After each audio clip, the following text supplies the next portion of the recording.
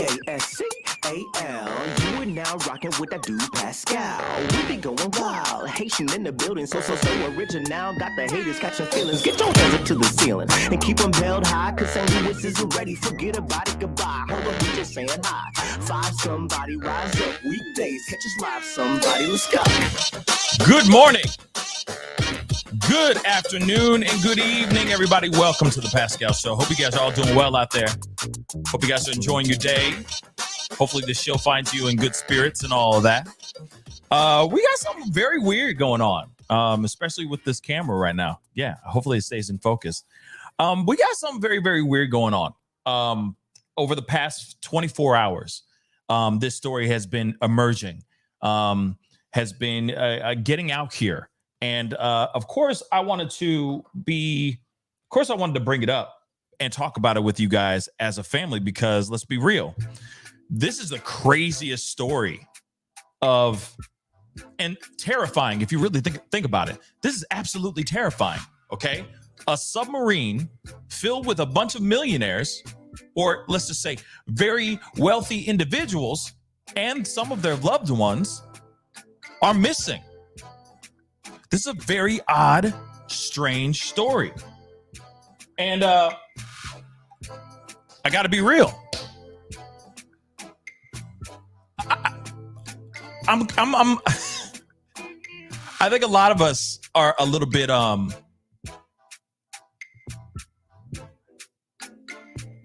confused, but very, very concerned and going, "Oh my Lord, this is a scary, very, very scary situation." Okay, to be honest, let's be real. This is imagine. We're gonna get into all the information here, but it is scary to think that there's a little tiny 22-foot long submarine, tourist submarine, that's somewhere out there in the Atlantic right now. That's all that we know of so far. It is very scary. Okay. And like I said, this is something that's been percolating for the past 24 hours. So I'm going to give you guys some information that I'm sure you've seen before or heard of before. There is a press conference that I'm going to play for you guys as well. Get you guys up to date on this situation, because again, this is just some wild stuff. Again, I repeat, some wild, wild stuff. And then, of course, what's interesting about this too is there's some other information here inside of this that's still mind-blowing too. How it's controlled, how they've had issues with this submarine before, this tourist submarine before. Yes, like I said, we're going to get down to the nitty-gritty. We're going to get this conversation moving because we got to. But before we get into everything, please do me a favor as you guys start to file in. Good morning, good afternoon, and good evening to every single last one of y'all. I hope you guys are all doing well out there. Real talk, okay? So please hit that like button down below. Some housekeeping, of course. Please send it past 300 likes. Share this feed, because I mean, yes, it is becoming a national, international story. A lot of people are really showing a lot of care and concern over this, because let's be real, this is terrifying. Imagine being in a tuna can under the sea.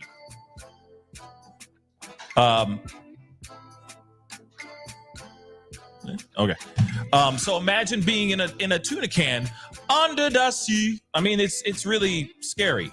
All, like, no jokes, just saying, scary. Okay, so hit that like button down below, and of course, do not forget to hit that subscribe button. If you want to support the channel, by all means, hit that join button down below. And of course, I have to push this because I got to, but you can also, you can also join my Patreon. We're starting a wonderful community over there, wonderful discussions over there.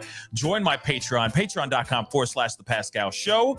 That'd be greatly appreciated. Putting out some really, really great content over there. It's the behind the scenes footage and all that, some inspirational videos, etc. So please, by all means, go and check that out. That'd be greatly, greatly appreciated. Go join my Patreon, patreon.com/The Pascal Show. Anyway, we got to get into some things, guys, because like I said, this is the wildest situation I've ever heard of. And it's almost strange. I mean, I hate to say it like this, but you got They were going on a trip to go see the Titanic.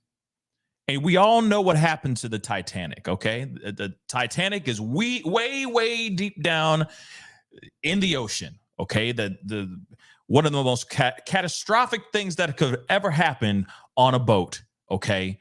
A historical, catastrophic, mind-blowing, heart-wrenching thing that happened to a whole bunch of people on a boat that was traveling across seas, and many people lost their lives, okay? And this ship that was said to be unsinkable definitely sank. Now, from what we understand, from what we have gathered so far, okay, and all the information, again, I got news clips, I got all kinds of stuff for y'all, okay?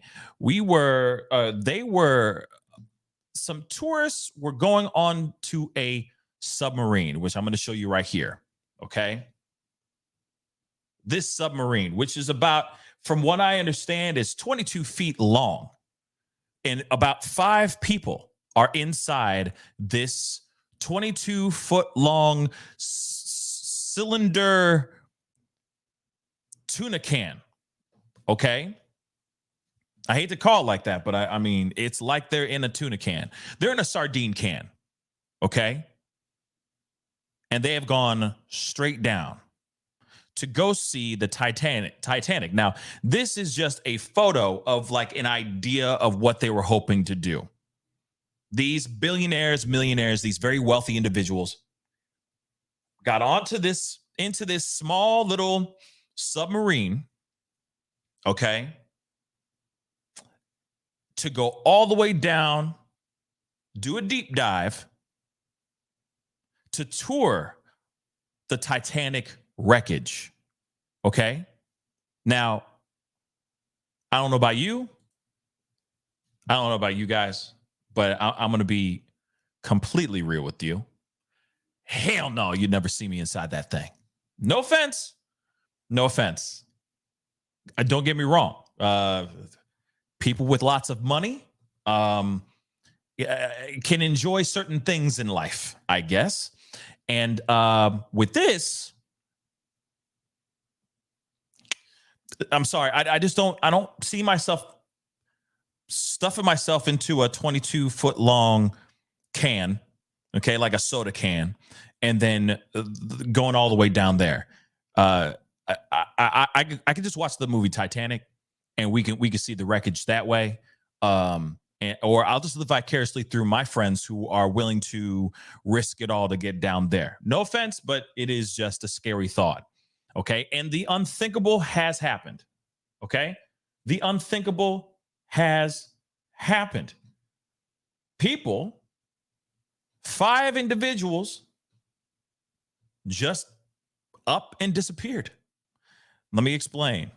Okay. We got news clips, we got articles, etc. So, get your coffee, get your whatever you're drinking. Okay. And it's time to get comfortable and start talking about these things. But as you see, 5 aboard missing Titanic bound sub, likely experiencing very uncomfortable, dark experience. Okay. Again, there's been so many articles that have been popping off about this. And Mange. Yeah. That part, we're gonna look at that. Don't worry, we're gonna be looking at some things. Okay. I don't know why my camera is like tripping, but it is tripping balls right now. I don't know why, but it's not staying in focus that well. I'm sorry, guys, but just ride with me, okay?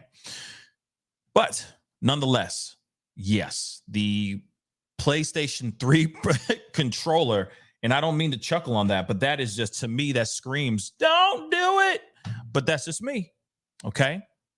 Now, and the other thing is, before we jump into this, we obviously have seen a lot of very rich individuals going to places that no man has ever gone, no regular man has gone before, like touching space, seeing Earth from space, right? Getting those joy rides.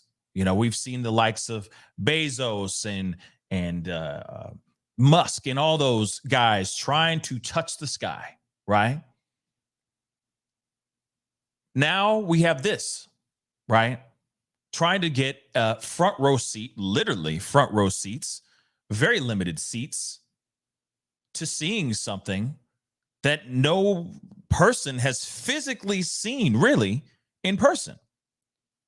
Now they concocted, put together, built this submarine to allow passengers, very wealthy passengers. I mean, I think it's upwards of about $250,000, okay, to get into this submarine, to go down there. And again, like I'll show you again, because I know some of y'all are getting late to the party, but it's all good.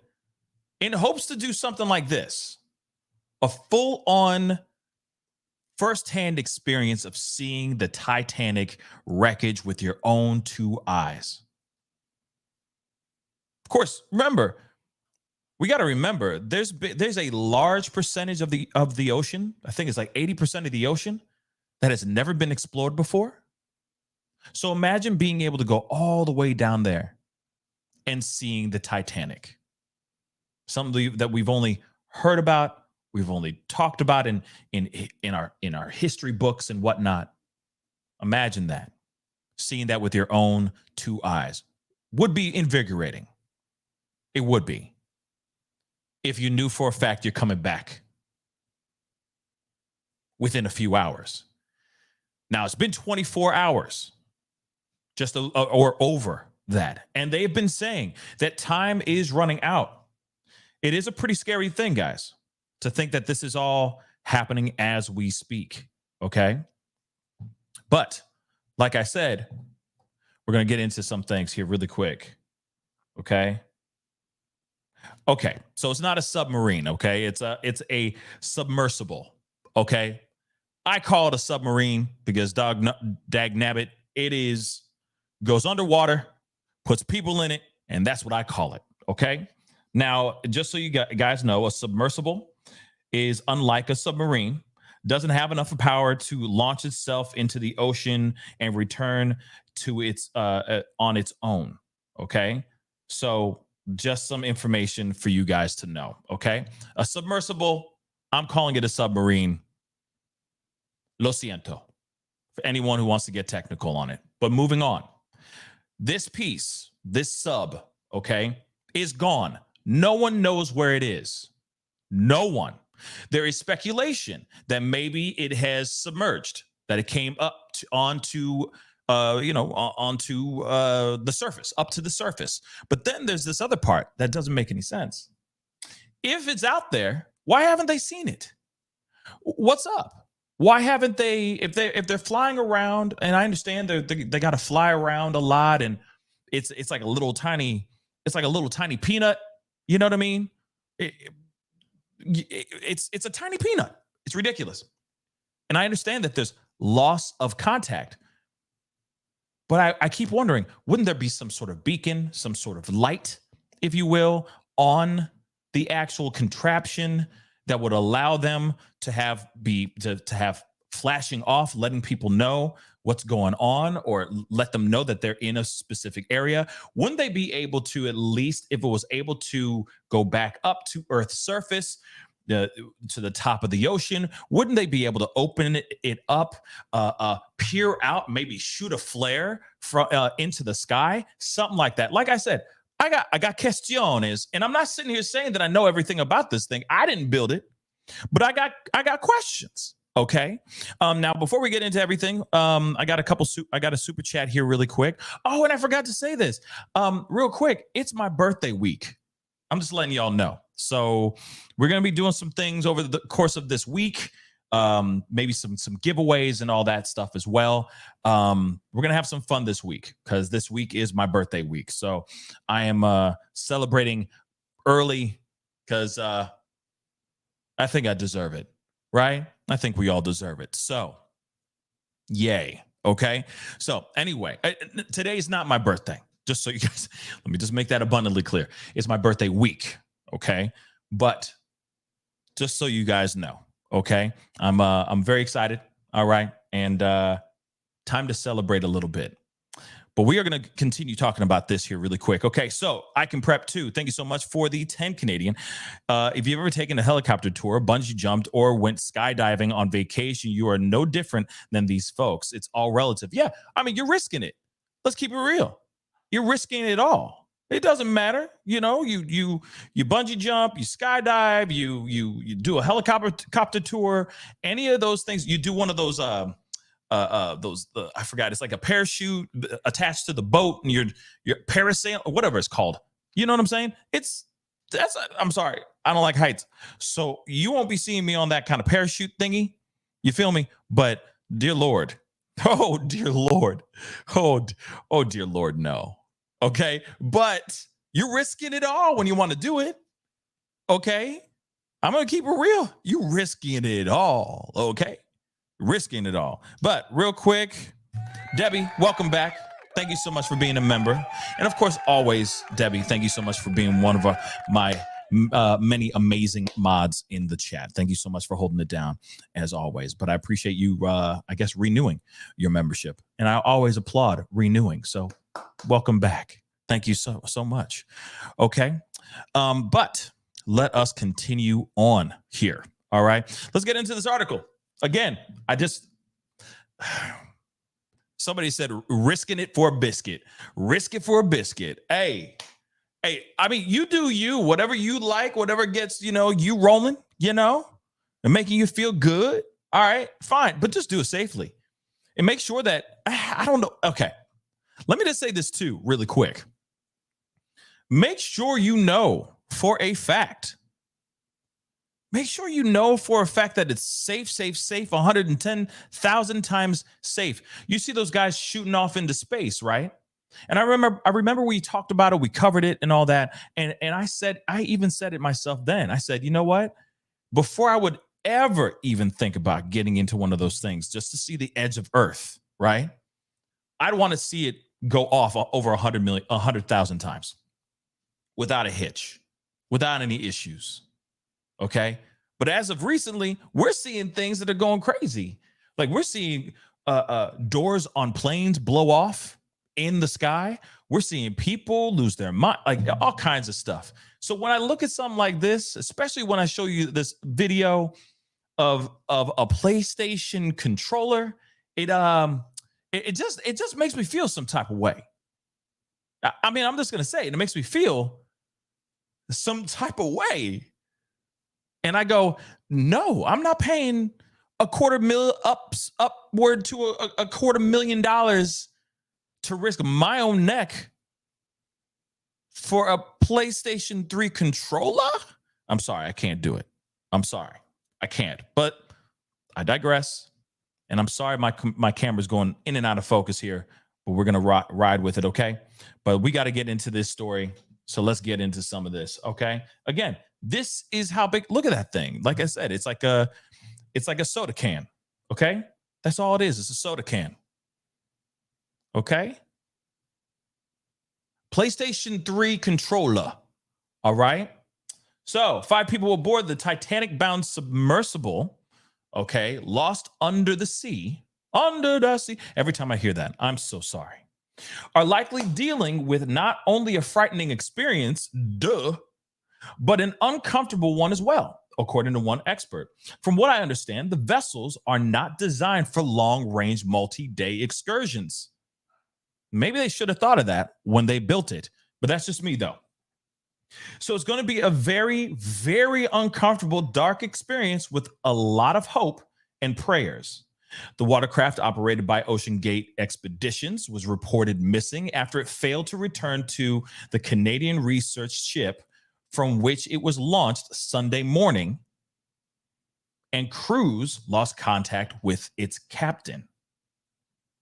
It's hard to say whenever you just lose control, you lose total communication in a situation like what actually happened until you find the vessel. This isn't a common occurrence at all. Okay, now what's interesting to me, okay, the only pushback I'm going to say on this is that I've heard stories. Okay, I've heard things from other people who have reported about this submersible, not submarine. I'm sorry, but this submersible, okay? They've talked about this sub saying that, oh yeah, we were going to go down, but there was issues with it. There were some technical issues with going down. So we couldn't really go down because of these technical issues. We're going to be looking at that. Hopefully I still have that video up, but we're going to be looking at that video as well. Like I said, not so bueno.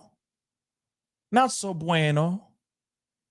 So if you think that if it's going to shut down and you're already having these, or maybe you've had these technical issues before, wouldn't you start putting in maybe some safety precautions within the apparatus or outside of the apparatus, just in case things malfunction? Like I said, I'm just asking for a friend, because I am very concerned. I want these very wealthy individuals who are just trying to see something that no one has really been able to see in person ever. I don't think they deserve to lose their lives just because they wanted to try something new. So I hope that they're found. I hope that this mistake can be fixed quickly. But again, like I said, they left Sunday morning. And today, last I checked, it's Tuesday. And their air is running out. And imagine also too, because we're going to be talking about and seeing something about the actual space itself, how big it is and all that. These are individuals that are sitting basically crisscross applesauce up against a cylindrical interior, a rounded wall, just chilling in there. And from what I understand as well, if they don't even have a pot to take a tinkle in. They're taking, if they have to, if nature calls, from my understanding, they gotta do their business right there in a plastic bag, a Ziploc bag. Imagine that since Sunday morning. And today, according this time, my time here, the recording of this show, it's Tuesday morning. Okay? That's scary and very, very wild. Okay? Christian, thank you so much for the 2. And Debbie, thank you so much for the 20. Happy early birthday. Thank you so much. I really do appreciate it. Thank you, guys. I really do appreciate it. Let's continue on with this article. But again, crazy stuff. Imagine you sitting like this right now for over 24 hours now. Well over 24 hours. And if you have snacks down there, if you even had snacks down there, you know what I mean? Food, water, any of that stuff. Do they have any of that? It's scary. Let's continue. But like I said, it was launched Sunday morning, and cruise lost contact with its captain. Okay? So let's continue on. Look at this. Look at this. This is the interior right here. Put that in your pipe and smoke on it for a little bit. Let that marinate all the way down to the plums. This is what what a part of the submersible looks like. I'm just saying, what? And I'm a big guy, okay? I'm a big guy. This would be extremely uncomfortable after just 1 hour. Okay?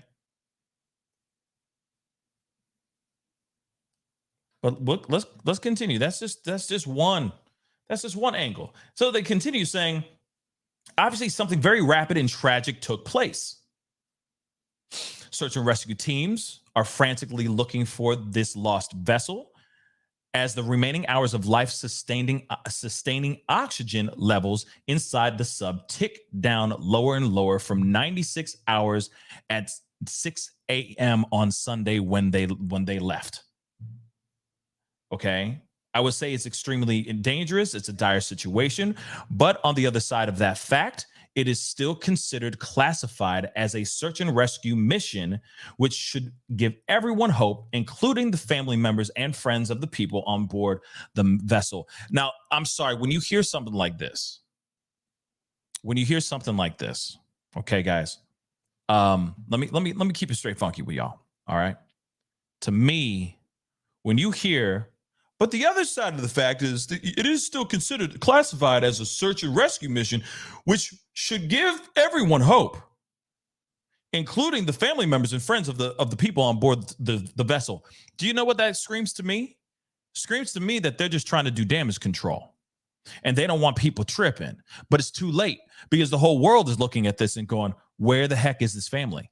What happened to this family? Why did this family, or sorry, not this family, but what the heck happened to the people in this vessel? Families are going to start tripping about this. I'm being real. Oh, everything's fine. No, nothing's fine. It's Tuesday. They've been gone since Sunday, and their air is about to seep out. You see what I'm saying? This is not good. Not good at all. Time is running out. Let's continue. That's just damage control. Look at this too. This is literally, it's like a big, huge window in the front so you can like see whatever you're going down to, especially when they're going and seeing the Titanic, all right? The wreckage, so they can go over there, take turns, maybe take photos, whatever the heck they have in their possession, right?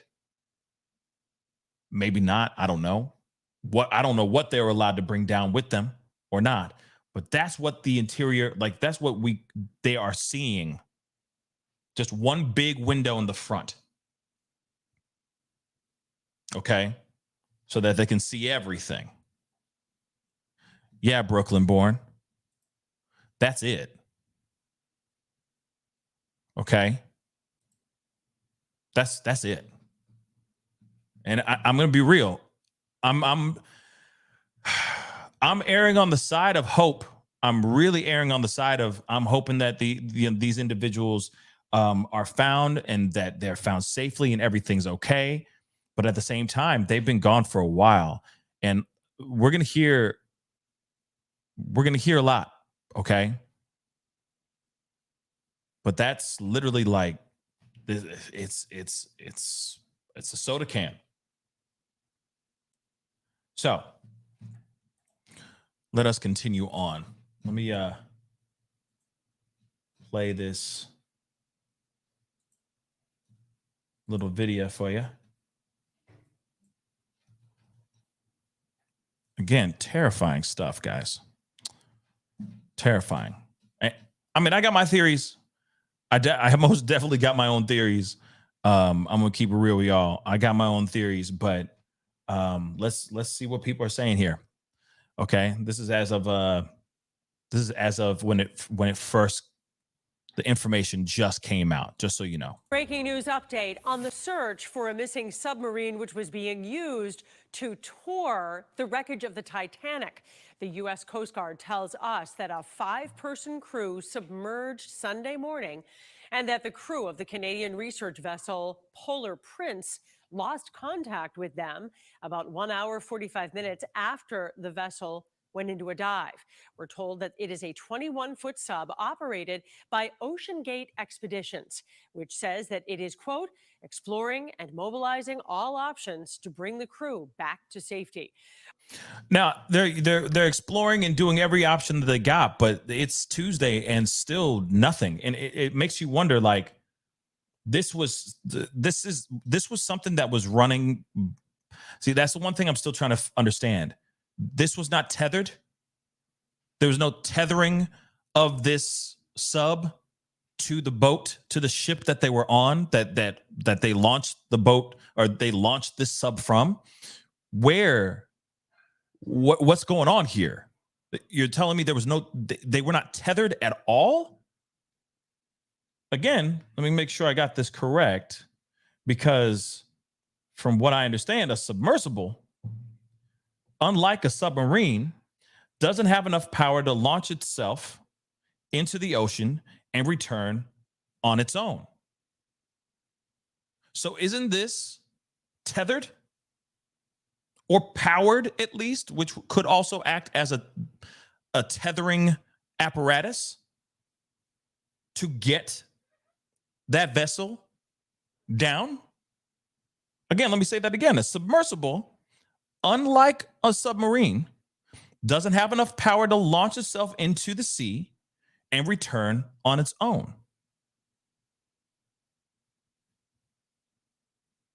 Now, maybe I'm reading that or looking into that the wrong way, but the way I hear it is it's not self-powered, and that for it to return, it needs some sort of tethering type of system. That it's not a flying on its own or, cruising on its own under the water.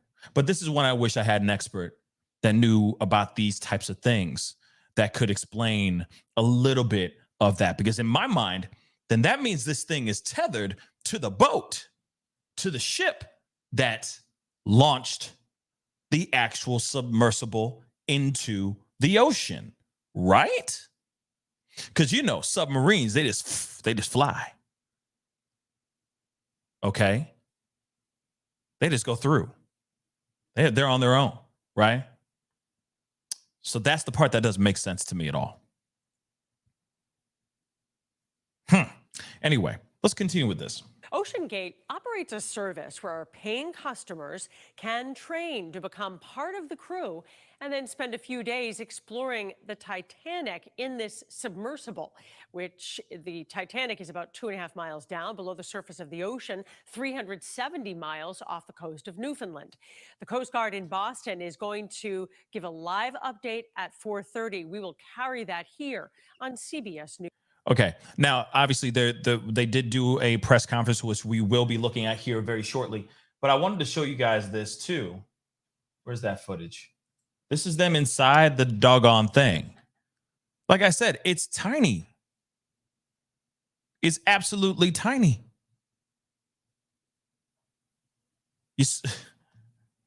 No luxury seats, no nothing. Just a tuna can. Like I said, a tuna can flying through. Interesting. Okay. Very, very interesting. Now, interesting that controlled by signal. See now, but that's the thing though. If it's controlled by a signal, and that's what they lost, okay, fine. But that still doesn't make sense. I guess I'm wrapped on the whole technical thing of it. Oh, it's a submersible, not a submarine, because it's not, it's not powered on its own. It doesn't do all of its things by itself. I don't know. But anyway, I just find it very interesting. And also on top of that, I go, then why won't they just have something like that tethered, no matter what? Tethered, not just by signal, because there are videos, there are conversations about this saying that there are issues, or there were issues with this before any of this stuff went down. But before we go into that, before we go into that conversation, I do want to show you a little bit of something. Hold on. Come on, come here. Okay. So I found this on TikTok. So I wanted to share this with you guys. And it's crazy. To me, this is still absolutely knuckin' futz. Okay. You can see right here. Let me blow it up because it's pretty small when it's in that smaller window. But it says the missing submarine looking for the Titanic is controlled by a PS3 controller, a PlayStation 3 controller, not PS5, not even PS4, PS3. Okay. Let me play this for you guys. It's crazy stuff. Let's go. Service. An experimental submersible vessel that has not been approved or certified by any regulatory body and could result in physical injury, disability, emotional trauma, or death. Where do I sign?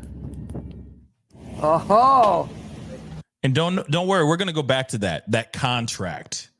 We're gonna go back to that. Okay, so let's continue. Take your shoes off. That's customary. okay. Wow. Inside, the sub has about as much room as a minivan. So this is not your grandfather's submersible. We only have one button. That's it. It should be like an elevator. You know, it shouldn't take a lot of skill. The Titan is the only 5-person sub in the world that can reach Titanic depths, 2.4 miles below the sea. It's also the only one with a toilet, sort of. And yet, I couldn't help noticing how many pieces of this sub seemed improvised. We can use these off-the-shelf components. I got these from Camper World. We run the whole thing with this game controller. Yo, Come on! hold on. Let me. I can understand why he laughing though. Look at that. Look at it. Look at that. A PS3. I'm not kidding. I'm not kidding. Now I'm gonna play this again for you guys again, okay? Because the beginning part is this contract. Now, I'm not sitting here saying that contract is the same. I don't know how old, honestly, I don't know how old this actual video is, okay? But this did show up, okay? It got resurfaced since this vessel has gone missing, okay? But it's pretty crazy to me that it is being controlled by a PS3 controller. Now, depending on how old this is, depending on how old this video is, I guess I urge I have the burning question of, did they at least upgrade the technology, or does it stay the same? Because at the end of the day, that stuff now is pretty archaic technology wise. So I'm hoping that this video, where he gets to see the inside of this minivan, as they said, I'm hoping that they upgraded the stuff before they left, but at the same time, still all this stuff is jacked up, baby. This stuff ain't working. But let me just play you guys the beginning of this again. He reads that contract. It's like, and you're right. They're right. And I understand they got precautions that they got to do, so on and so forth. Like, we're not responsible if this, that, and the third happens to you, and blah, blah, blah. I get that to a certain extent, but it is kind of creepy when you hear him reading out this contract. Take a listen one more time. Service. An experimental submersible vessel that has not been approved or certified by any regulatory body and could result in physical injury, disability, emotional trauma, or death. So you're basically signing your death certificate. You're signing away everything. If you're willing to risk it all, go for it. Sign on the dotted line. But you could go down there and lose your mind. It could even be worse. You could lose your life. But sign down there and make out that check to such and such. Don't forget to add the extra zeros. This ain't a $2,500 ride. It's a $250,000 ride, just so you know. But yeah, sign on the dotted line and we'll give you one hell of a ride. Interesting. Again, very interesting stuff. Very, very interesting stuff indeed. We got more. Don't worry. Like I said, to me, this looks like very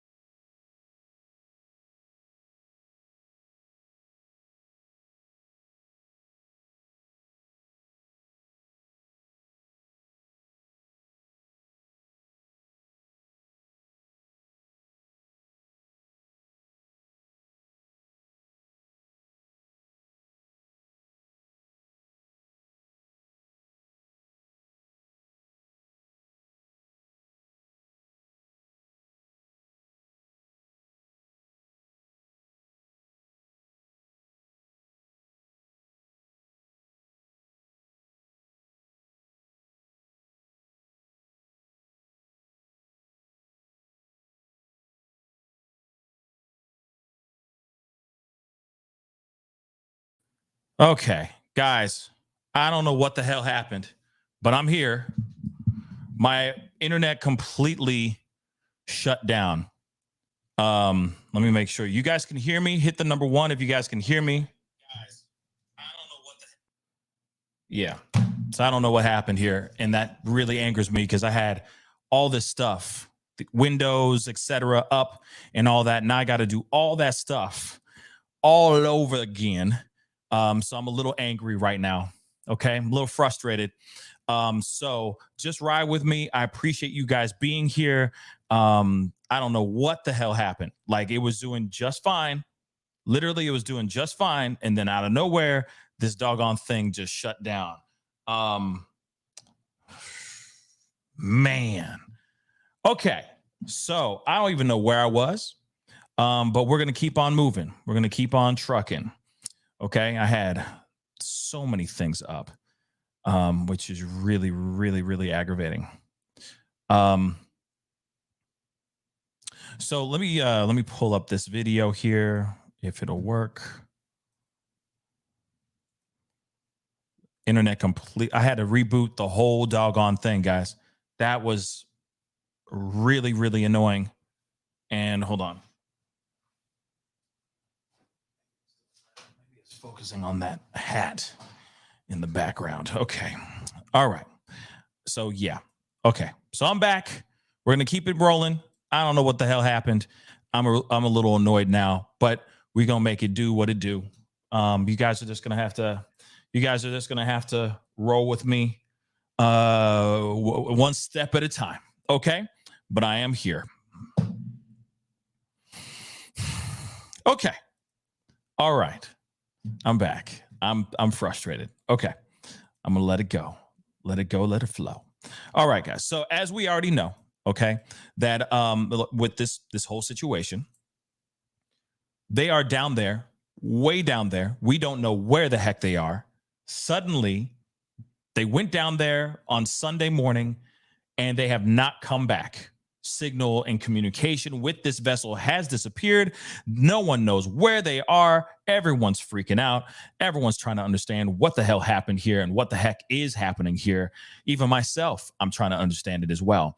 But I got a bunch of news clips and all that. We're going to be looking at a bunch of stuff while I try to get my my stuff, all the articles I had. Man, I had articles for days. Okay, ready for y'all. All that went bye-bye. Because I had to reboot and try to get this internet back on and going. Okay, so I'm going to hit this. I'm going to share this with you guys here. All right. Again, this is just another TikTok that I found talking about this whole situation. Okay. And what's interesting about this one is David Pogue was on the same submarine. Remember what I was telling you guys before? Let me just say this because I know I just disappeared for like 5 minutes. I appreciate every single last one of y'all for staying with me, sticking with me. Thank you, thank you, thank you. I'm going to give you the best show I can give you right now, okay? Now, what they said here, okay? I even told you that we just saw a PS3 controller. And I told you guys earlier that what was wild about this situation is that I even said there was somebody that said they were going to go on that same submarine, but it did not happen. They were down. They went down. According to this one, it said, he was on the same submarine that is now missing. He was on it last year. He got 37 feet down and had to return because of mechanical problems. Okay. Now let's take a look at this video and hear what they got to say on this. And I'm telling you guys, they were having issues on this a year ago. PS3 controller, okay? PS3 controller, okay? So let's continue. Let's take a listen to this. Hit the number 1. Let me know you guys can hear this. Let's rock and roll. What do you think happened here?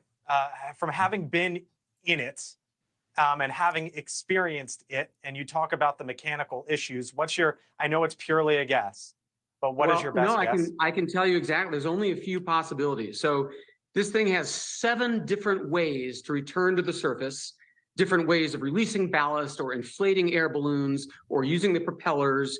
So there's backups of backups of backups. Really? So if it is not at the surface, then only one of two things could have happened. Either it snagged on something, like a big fishing net or even part of the Titanic, or there was a leak, in which case it would implode instantly and it's over. So, okay, now let me, and I said this earlier. So I'm gonna repeat this one more again. Okay, for all y'all in the nosebleed seats, because I know I disappeared for a minute there. Okay, if they had all those safety precautions and the submarine the submersible came back up to the surface, why haven't we seen it yet? Again, if that happened, okay, he said there's all these, I want to repeat it again before we finish the rest of the video, but he even said there was all these other extra safety precautions, inflatables, etc., that would basically just balloon up and inflate and take you straight up to the surface. If those things actually did exist on those things and that those safety precautions were functioning, why haven't we seen them as of yet?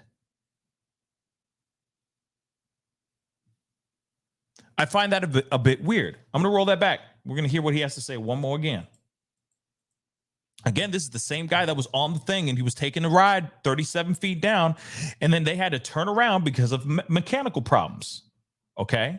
And we're going to get to that meat and potatoes here in a second, but hear this. a few possibilities. So this thing has 7 different ways to return to the surface, different ways of releasing ballast or inflating air balloons or using the propellers.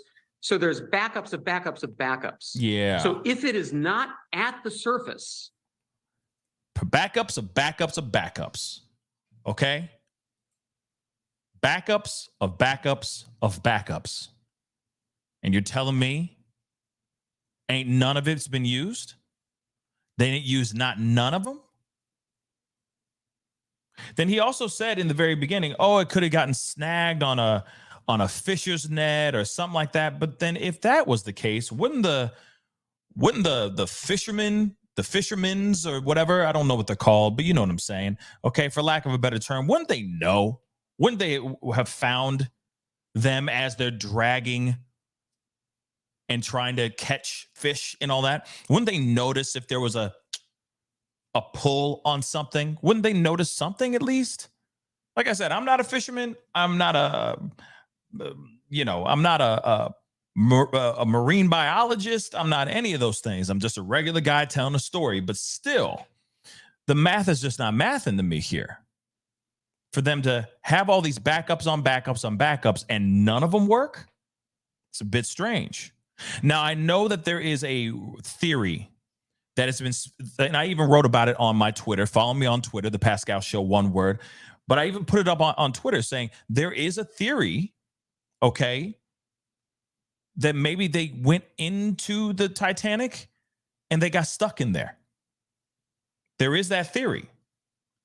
Now, would they be able to get into the Titanic, fly inside of it, something of that size? Would it be able to fly in there? I don't know, but I still find it weird, right? And Victoria, you said the line would break it. I think you're talking about the fisher net, right? Yeah, wouldn't there be some sort of reaction? And then they would have been found, right? It'd be like, done. They got caught, if that was the case. I don't think that's the case. I think it's worse than that, which he does say here later on. Let's let him finish. then only one of two things could have happened. Either it snagged on something, like a big fishing net or even part of the Titanic, or there was a leak, in which case it would implode instantly and it's over. So if you implode instantly, flatlining everybody. Okay. Now, if that is the case, then I guess the other question is, how would they be found? What do they have any precautions on that too? If it was to implode, that means it just like that. if it was to implode like that, would there be,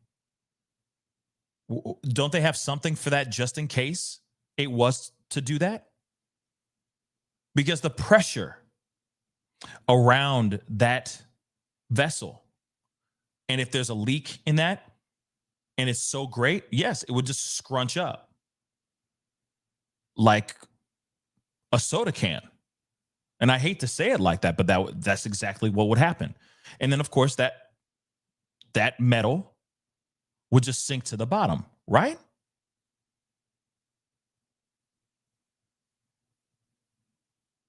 I don't know. Anyway, I like I said, I got questiones, man. I got many, many questions, but let's continue. Want to look optimistically at it. They lost power, but they have 3 more days of air, and they're bobbing on the surface somewhere, and we just can't find them because they don't have power. Yeah, It's I found either- it interesting that the Coast Guard there basically said this is a 2-pronged search. 1, potentially 2.5 miles beneath the sea, or 2, maybe somewhere at the top. And this area is so remote, it's possible. Okay, but would it take that long for the? I mean, like I said, I'm not sitting here saying that this is like an open and shut case if this vessel submerges, right? Or if this vessel was to get up to the surface. I'm not sitting here saying that it would just be like piece of cake. There they are, you know. But if it seems a bit weird if you got everybody out there looking and searching. I don't know. Something about it is not mathing right for me. The signals aren't working, etc. But you got the vessel just sitting there bobbing in the water. You're telling me that no one would see nothing? And of course, I know this is only 22 feet long.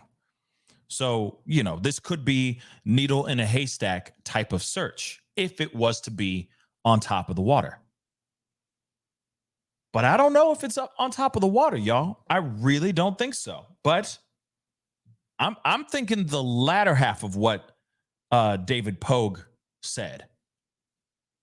That's what I think.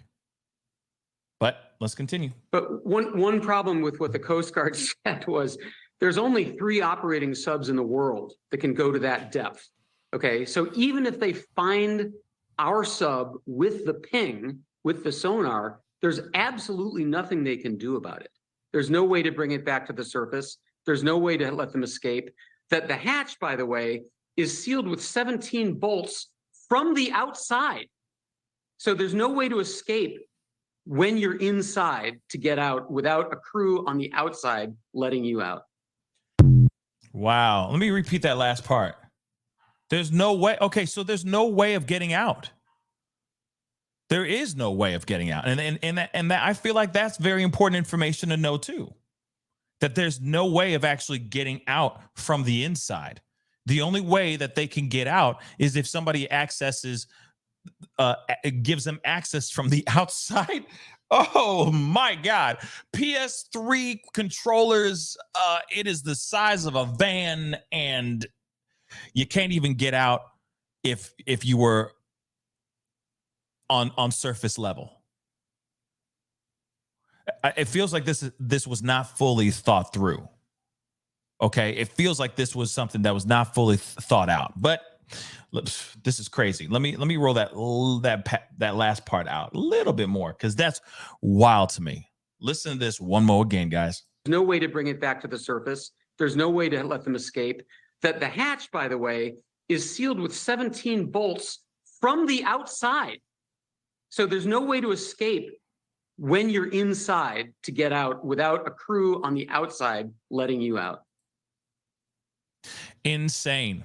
And I'm going to say this too really quick. If my internet goes out again, I am sorry. Hopefully it doesn't, but it's toying with me right now.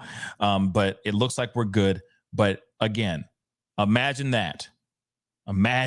So they can't even. So if it's up on surface, they can't even open up a latch, right? Or unscrew something and open it up and then maybe shoot off a flare saying, "We're here, y'all. We alive and we here." Can't even do that. So they're stuck in this submarine, hanging on to a women of prayer. That's it, y'all. That is it. Okay.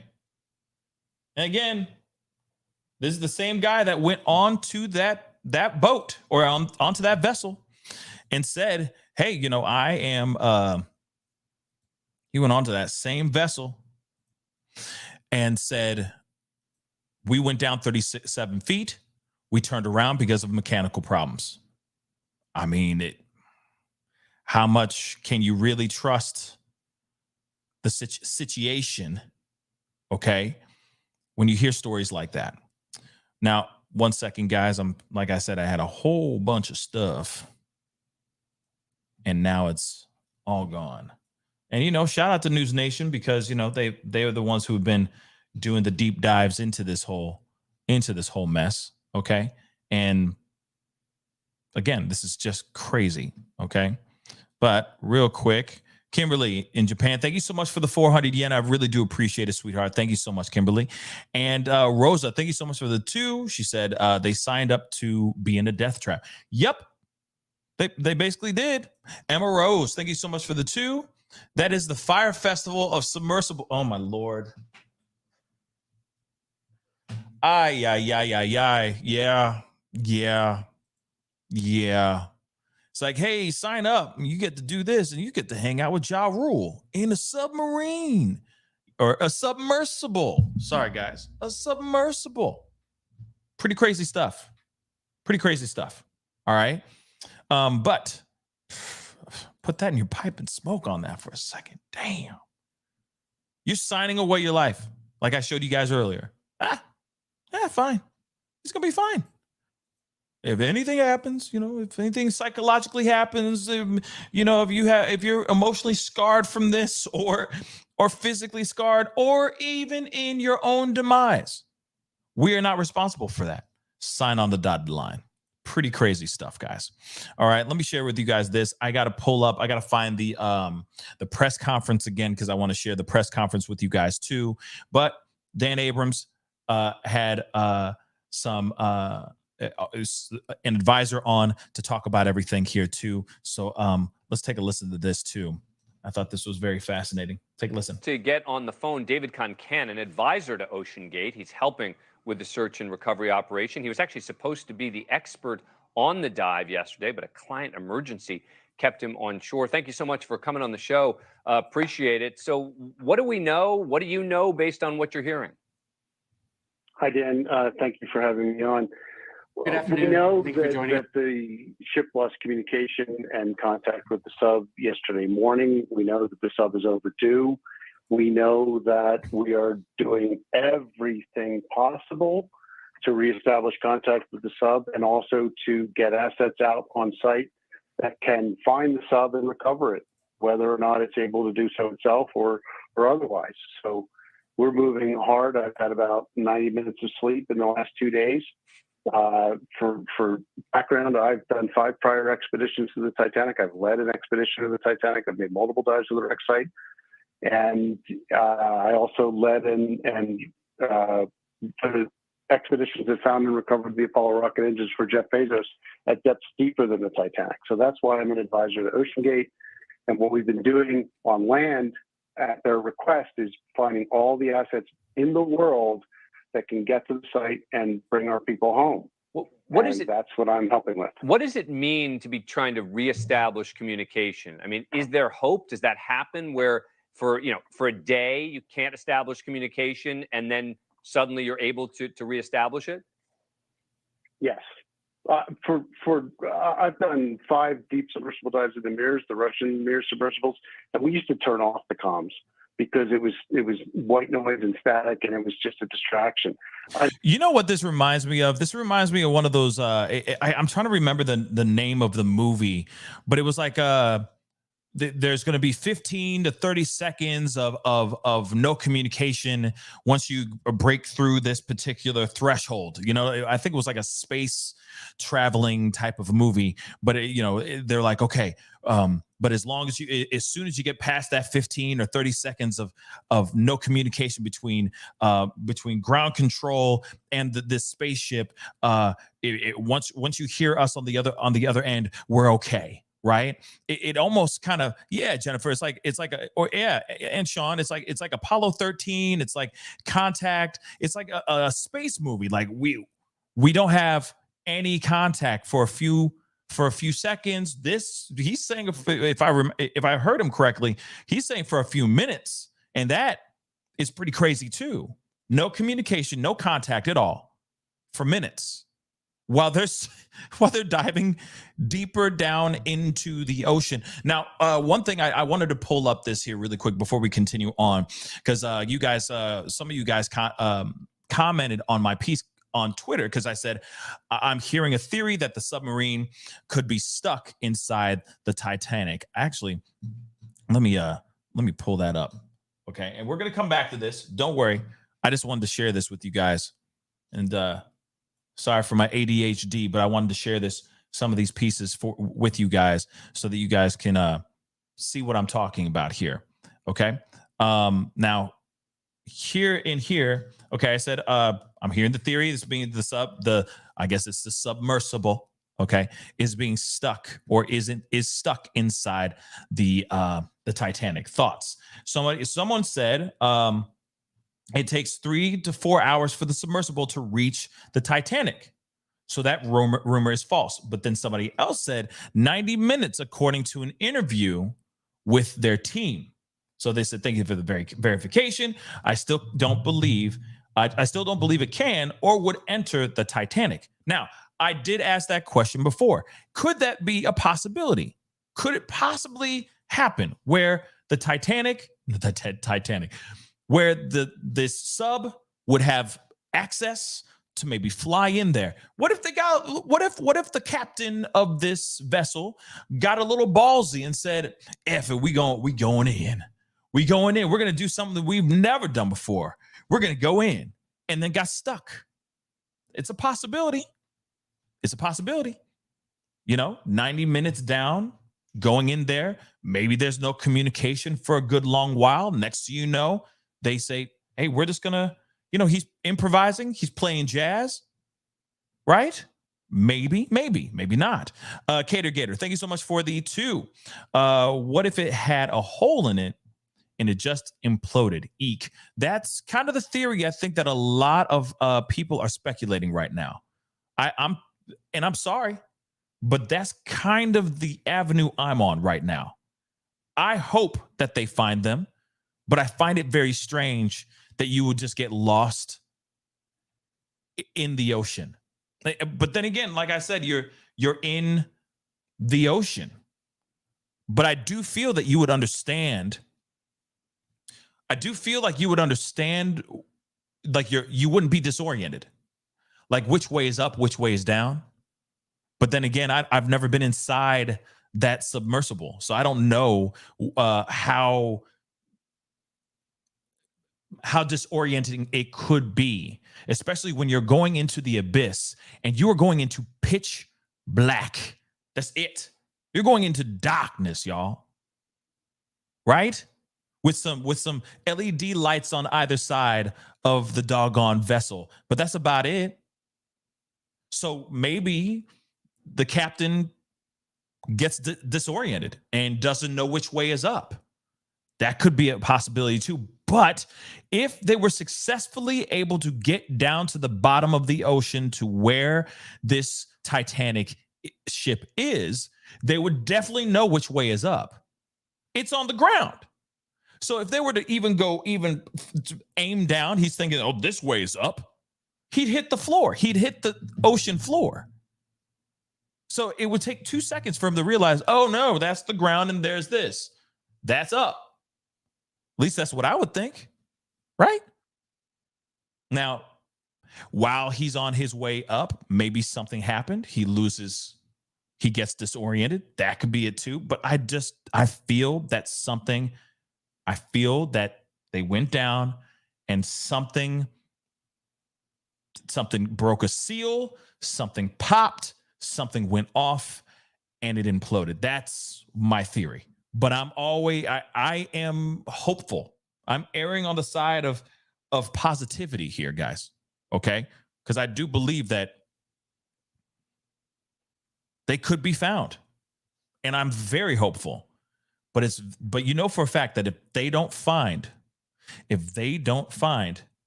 this ship, this vessel at all, this one right here, if they don't find that one at all, I'm telling y'all, conspiracy theories are going to start running amok.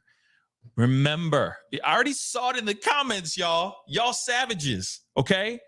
I'm telling you right now, there are going to be people out here. I kid you not. People out here going to be like, you know, for a fact, last week we were just talking about UFOs, though. I'm just saying. Wait for it. If they don't retrieve anything, rumors, speculations, conspiracy theories, tinfoil hats are going to be running amok. Okay? Natalie just said amok. Yes, it would be running amok. Okay? So I hope that they find them. Whether it's them, I hope more on the side of them alive and they live to tell their story. But I do hope that they show some proof of this vessel in some sort of way. That's what I'm hoping for. Because I guarantee you, somebody out here is going to be like, oh, no. You know? Amok. Okay? But let's continue, guys. Again, I really hope that we find them. We'll talk. I don't think that happened here, but loss of comms is not a big deal. Loss of tracking is something significant. But we did track the sub and its last known location, so we know approximately where it is. So loss of comms, I'm not excited about that. Loss of location, different story, but we know where approximately it is. It's getting there in the 96-hour window before the occupants run out of oxygen that is the most important factor, and that's what we have been focused on 100% of the time. Like I said, me since yesterday, and I have to say, we really appreciate the efforts from the United States government, from the Canadian government, and from the UK government. But the assets to accomplish this rescue are in private hands. And the private sector has been phenomenal. But we are stuck right now because the assets to recover the submersible and find these people are in Guernsey, Channel Islands, UK, the same group, the experts that did the advanced survey of the Titanic last year. They're mobilized. They're sitting on the tarmac at night, ready to go. And we have a ship off Newfoundland that is ready to take them to the site. We need to move. We do not have minutes or hours. We need to move now. Wait, but why? Okay. And the thing is okay. And of course I got to cut in and out, of course, because, fair use and all that stuff. But anyway, this guy right here is sitting here like, y'all, okay, this particular sector has been phenomenal. Okay, sure. But then at the same time, he's like, we can't be sitting here just sitting on our hands, just doing a whole bunch of paperwork. We need to get active. We need to get in these boats. We need to get in the air. We need to do whatever we need to do to find out where they are. The other thing is don't they have another submersible that they could use? Now, I'm not sitting here saying like, because if it imploded, then it imploded. Like, you know what I'm saying? Or if something like that happened, ain't nobody trying to get into a submersible right now. But isn't there another way that they can get down there? They've done it before, right? We saw it in the Titanic movie. Can't they just take a couple tethered robots to go down there, to get down there and see the wreckage, see if they made it down there, see if they're anywhere in the area of that, if they're on the ground floor of this ocean? Can't they just do that?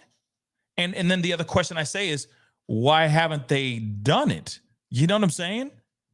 Fletch just says swallowed by a whale. Man, Let me just say this. Yeah, what they Jonah the whale now? Okay. But like I said, that's the question I have here too. Why? Why haven't they used these other things? And you could hear it in his voice, the urgency of him being like, we need to stop sitting on our hands and doing this paperwork. We need to get active. Okay. So let's hear the rest of what he's got to say here. Why are they sitting? Explain to us, why are they not flying immediately and getting there? Paperwork. Really? Paperwork. Really? The hell? Really? That's why I came on your show. I rejected your interview request all day because I was working this problem. But then we got to the situation where we needed to move. So I'm talking to you tonight because we need to move. I don't want to see out of office replies on emails. I want decisions made. We have people whose lives are at stake. We have to move. We have assets that are ready to go, and they're sitting and waiting. What's the paperwork, though? I mean, is it government paperwork or is it private paperwork? I mean, because you would think that if it's a paperwork issue, at the least you take the flight, you get them ready to go, right? And then you wait for the paperwork to be signed. But you're telling us they're not even flying yet. It's government. It's government. Crazy. What the hell is taking them so long to go and find these individuals? Did you see the look on Dan Abrams' face?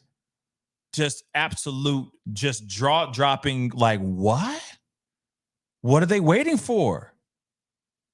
What? And real quick, travel with is it Caribbean or Caribbean? That's the question I'd like to ask people. But how do you pronounce it? You know, orange or orange? But he's sitting there going like, the paperwork. They're just sitting there on paperwork. They have 4 days of air. That's basically it. 4 days of air. And that's it. They're running out of time. That's why this thumbnail, and that's why it says in the top of the title or down below, wherever you're watching the show, it says time is running out. Time is running out for them. But this guy's like, they need to get moving, and no one's moving. That's crazy. Now, travel with the Caribbean, where do you know when they're going to be doing an update? That's what I'd like to know as well. Okay. Definitely let me know. Because that doesn't make any sense. Lauren S., what in the actual what? Exactly. I don't get it. You got 5 individuals that are missing right now. Okay. Some of them are kids. Some of them are actual, like, father and son going on this trip together type thing. Missing in the ocean. That's insane, guys. Okay. When are they doing do you guys know when they're going to do the thing?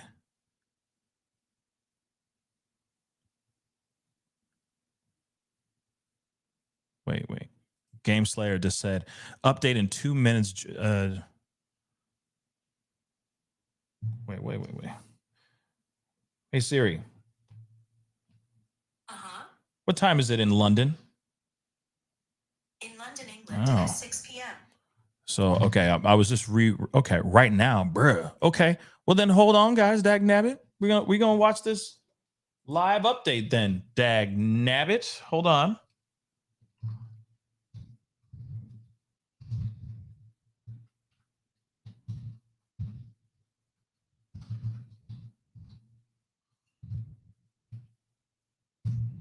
See if they got something.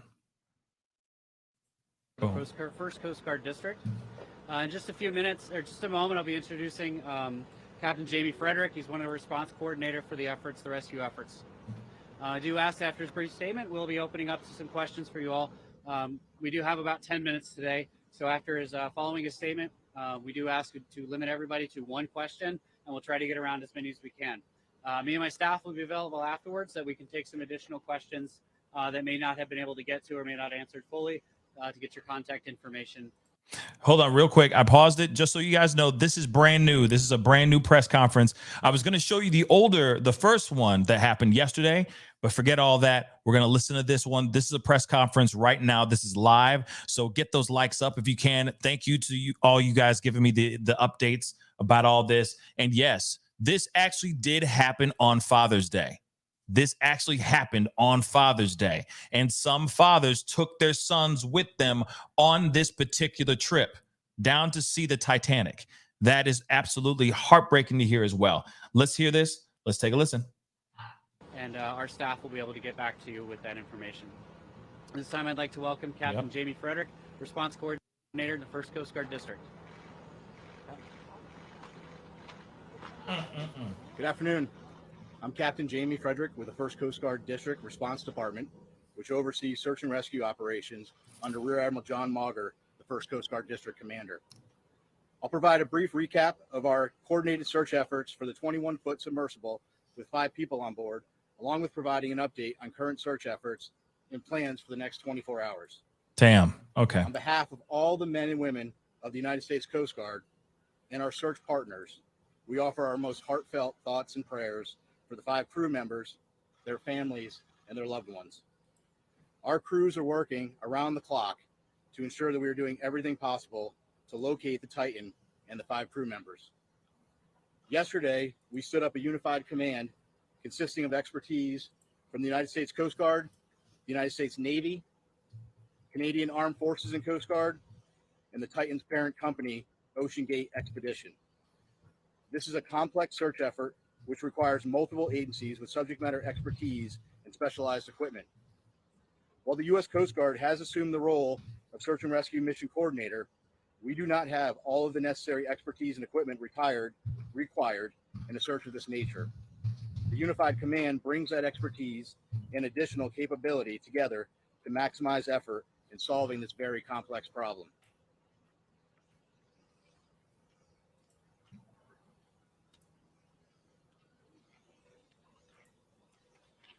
We're out of order here. As a recap, on Sunday, the Coordination Command Center in Boston received a report from the Canadian expedition vessel Polar Prince of an overdue 21-foot submarine Titan with 5 people on board. The Titan was attempting to dive on the wreck of the Titanic approximately 900 miles east of Cape Cod and 400 miles south of St. John's, Newfoundland. Approximately 1 hour and 45 minutes into the scheduled dive, the Polar Prince lost all communication with the Titan. The Polar Prince conducted an initial search and then requested Coast Guard assistance. The U.S. Coast Guard in Boston assumed the responsibility of search and rescue mission coordinator and immediately launched search assets. Since Sunday, the Coast Guard has coordinated search efforts with the U.S. and Canadian Coast Guard, Air National Guard aircraft, and the Polar Prince, which has searched a combined 7,600 square miles, an area larger than the state of Connecticut. These search efforts have focused on both surface, with C-130 aircraft searching by sight and with radar, and subsurface, with P-3 aircraft were able to drop and monitor sonar buoys. To date, those search efforts have not yielded any results. Damn. Search efforts have continued through last night and today. Today, the vessel Deep Energy, a 194-meter pipe-laying vessel, arrived on scene with underwater ROV capability. They have rendezvoused with the vessel Polar Prince and commenced an ROV dive at the last known of the position of the Titan and the approximate position of the Titanic wreck.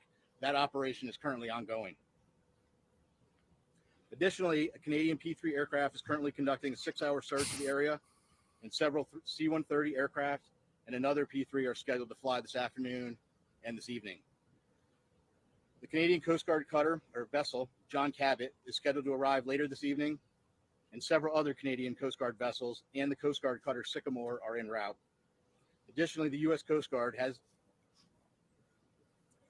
the U.S. Navy's SUPSAL, Supervisor of Salvage and Diving Command, is working with U.S. Transportation Command to bring additional assets to the search area. These more capable assets will be staged at a St. John's for further transport to the search area. There are also several private vessels, research vessels with ROV capabilities that are making preparations to join the efforts. I want to reiterate, this is a very complex search, and the unified team is working around the clock to bring all available assets and expertise to bear as quickly as possible in an effort to solve this very complex problem. We'll continue to provide updates as they become available.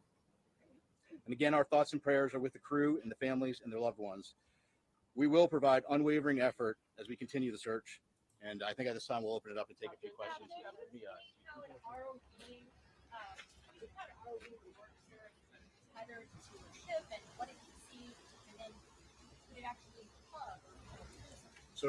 So each of the ROVs, so that's kind of a vague question, right? ROVs have different capability. It's our understanding the current ROV that is deployed at the site now has some limited capability. It has a camera on board. But again, each of those is different. And we'll be gathering more information as that operation goes on through the day. Captain, it's Tom Costello with NBC News. If your submersibles can find this sub, is there any way to retrieve it and save the people on board? Yeah, so right now, all of our efforts are focused on finding the sub. What I will tell you is we have a group of our nation's best experts in the Unified Command. And if we get to that point, those experts will be looking at what the next course of action is. How many hours Unbelievable. are left that you know of, or that you can estimate right now on the submersible? And does it have to be approved or regulated? Sure. So first of all, it's an estimate, right? Because we know from the data we were using as a starting point was 96 hours. We know at this point we're approximately about 41 hours.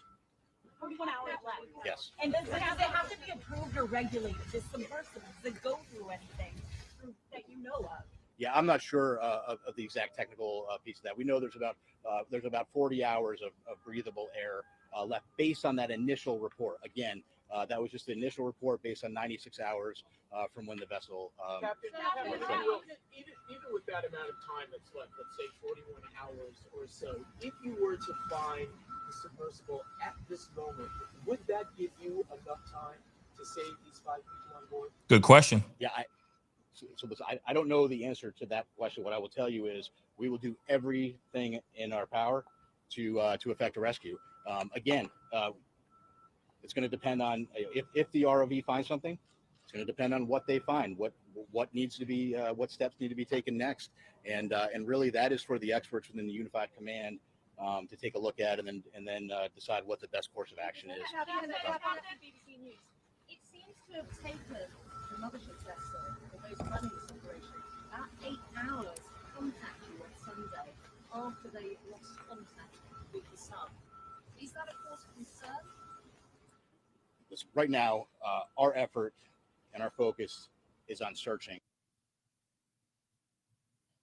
Received the report on Sunday evening. We immediately launched search efforts. We flew assets that evening, and we've continued constant surface and air asset searches since that point. You mentioned that the search operation is very complicated. What are the biggest challenges? Well, this is a complex search, and it's complex for a variety of reasons. You're talking about a search area that's 900 miles east of Cape Cod, 400 miles south of St. John's. So logistically speaking, it's hard to bring assets to bear. It takes time, it takes coordination. And then we're dealing with, two pieces of, you're dealing with a surface search and a subsurface search. And frankly, that makes it an incredibly complex operation.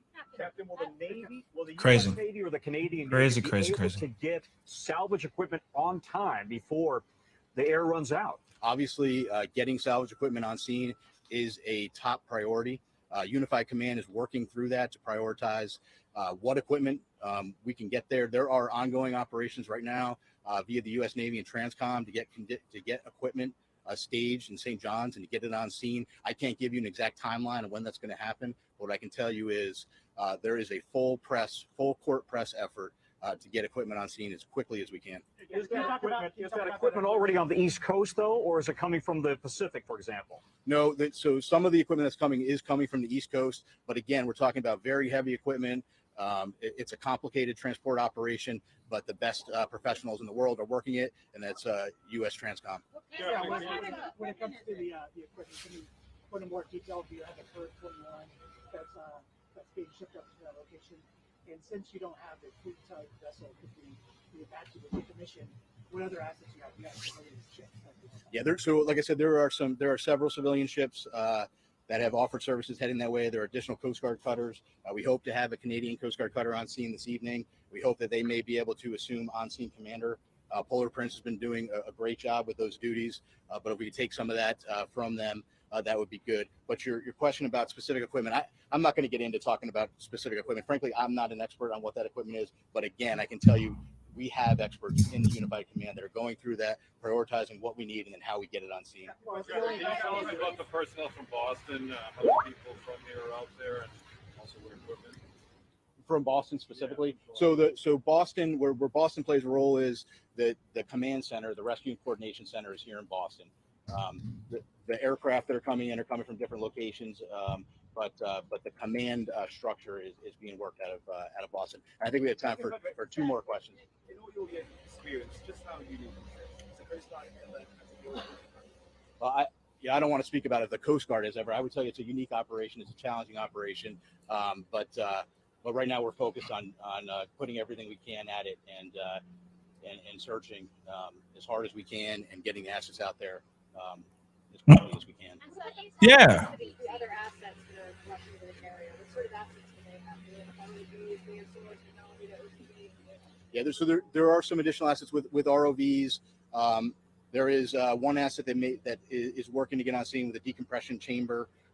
So those are all pieces that are coming together, and we're working those logistical challenges to get them there. And I think we'll take one more.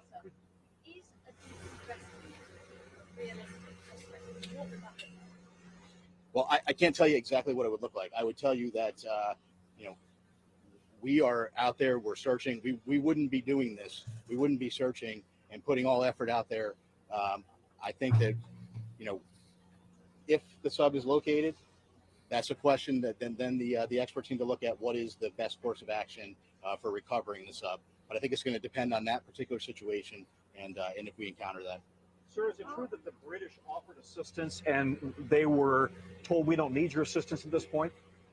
No, I'm not aware of that. Again, what I would tell you though is that the Unified Command is working through prioritizing. We know that there's equipment out there that can be brought to the scene.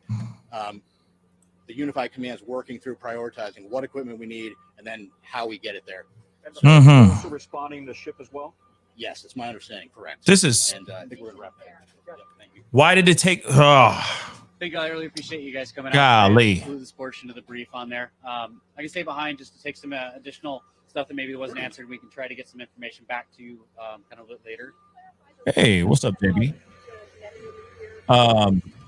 Yeah. This is ridiculous. Right. So the Rescue Coordination Center that he's talking about specifically, that's based in Boston. So the personnel that are working in the command and control environment, as far as building a lot of the search and rescue plans, sending out the information, coordinating those pieces, are here. The people affecting the mission, so the pilots, the air crews, all of the ships, those are based out of different areas. So our pilots, air crews are out of Elizabeth City, North Carolina. The Coast Guard cutter Sycamore, I believe, is out of Newport, Rhode Island. But they were operating in the Arctic. So there are a number of people that are here working in that staff element, but are not physically located out in the search area, if that makes sense. Yeah. No one's out there. I don't know. It sounds like, for the most part, the staging area is moving to St. John's. So I believe, a lot of it into St. John, Newfoundland, right? Yeah. That's so our aircraft, the C-130 aircraft, they're based out of there as well. So I know there is a number of Hamburger pieces going out there. Logistically, it's easier as opposed to from here. Talk about Transcom organizing the different assets available. I asked Transcom, but they didn't know you guys. Okay. So can you give a little bit more clarity on what kind of assets you have put in the water? I specifically asked about the Curve 41. Yeah. Is there one on the way? I don't know. I don't know to answer that. So I know a lot of those questions were unanswered on there, and it's a lot of it's because we're not the right agency to be asking that. I know as the command, we should be to be the one to give the answer to you, but we want you guys to hear it from the subject matter experts. So that's our next plan. Is what we want to do is give an opportunity for you all to get all of the subject matter experts we can into one location to kind of get those questions answered. Some ain't right here. To give you kind of the best thing we can do. I'm going to tell you right now, something ain't right. When that becomes a recovery mission, if you choose to do a recovery mission, I'm sorry.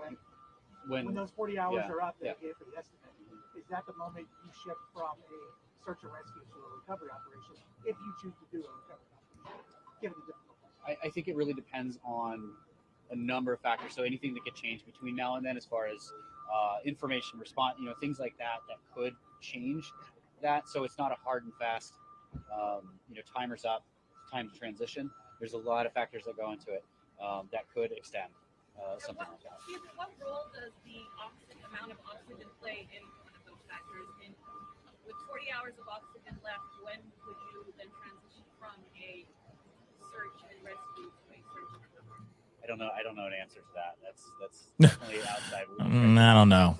As we transition through that phase, we'll have better answers for that. Is there information about the conditions out there? Like what exactly are facing?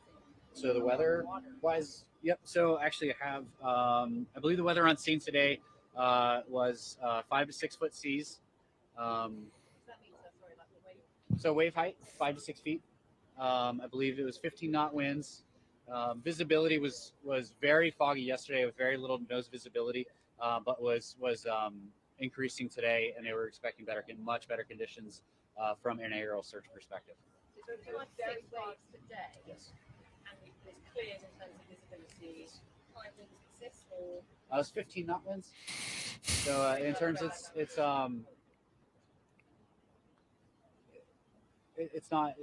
about average out there, right?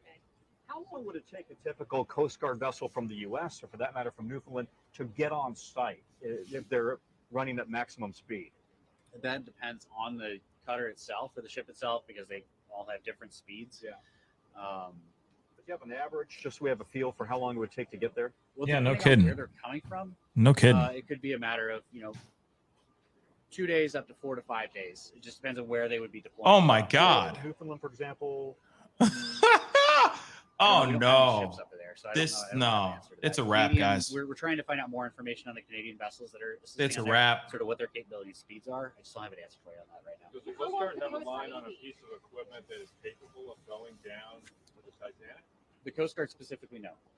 This type of the salvage operation and our expertise as an organization is No, in terms of private companies, if you reach so that's all part of the conversations due to Fight Command to find out what capabilities are out there and explore all avenues that they you're looking at that now. I got some information for you guys here too. I'm gonna be giving you guys some information here in just a second. We do expect to get This is some, ridiculous. Like I said, we do have some graphics that we're trying to look to send out this afternoon, as well as we've Hit reached that out to like the button, aircraft guys. crews to get footage from them. Now, I know Please. with the ROVs that are on scene today, like I said, there just hasn't been any before, so we are requesting out there to try and see what we can get to go through that and try to make that available to you all.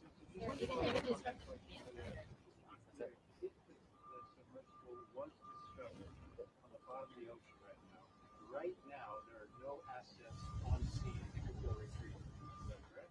I don't have an answer to that. Does not have any assets to complete right now. You saying there are no Coast are Guard there assets itself? No, we do not have any Coast Guard cutters. so no one's No, so the research vessels, I just don't know what the capabilities are. do you think it's pretty unrealistic that it has made its way to the surface and its waiting to be spotted? Because you've done all of these aerial searches. Are you quite confident it's in the water?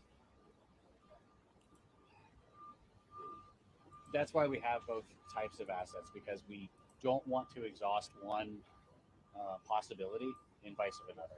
So we don't want to rule out that it is on the surface. And the way that our crews train, this is the environment they train in. They're specialized in being able to see these things from the air. So they've given it everything that they have to it.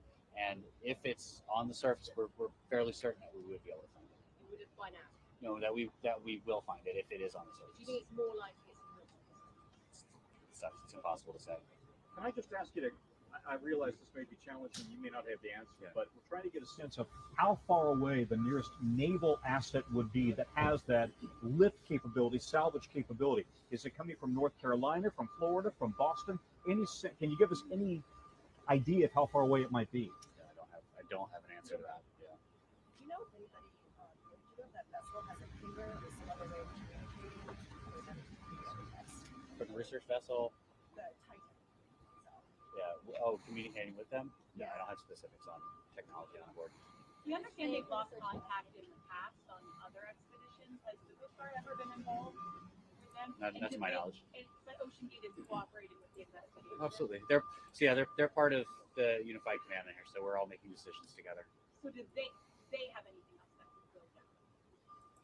Searching out the I don't know, but if they do, it's definitely being discussed as far as their capabilities. Wait, they tell you if they did it?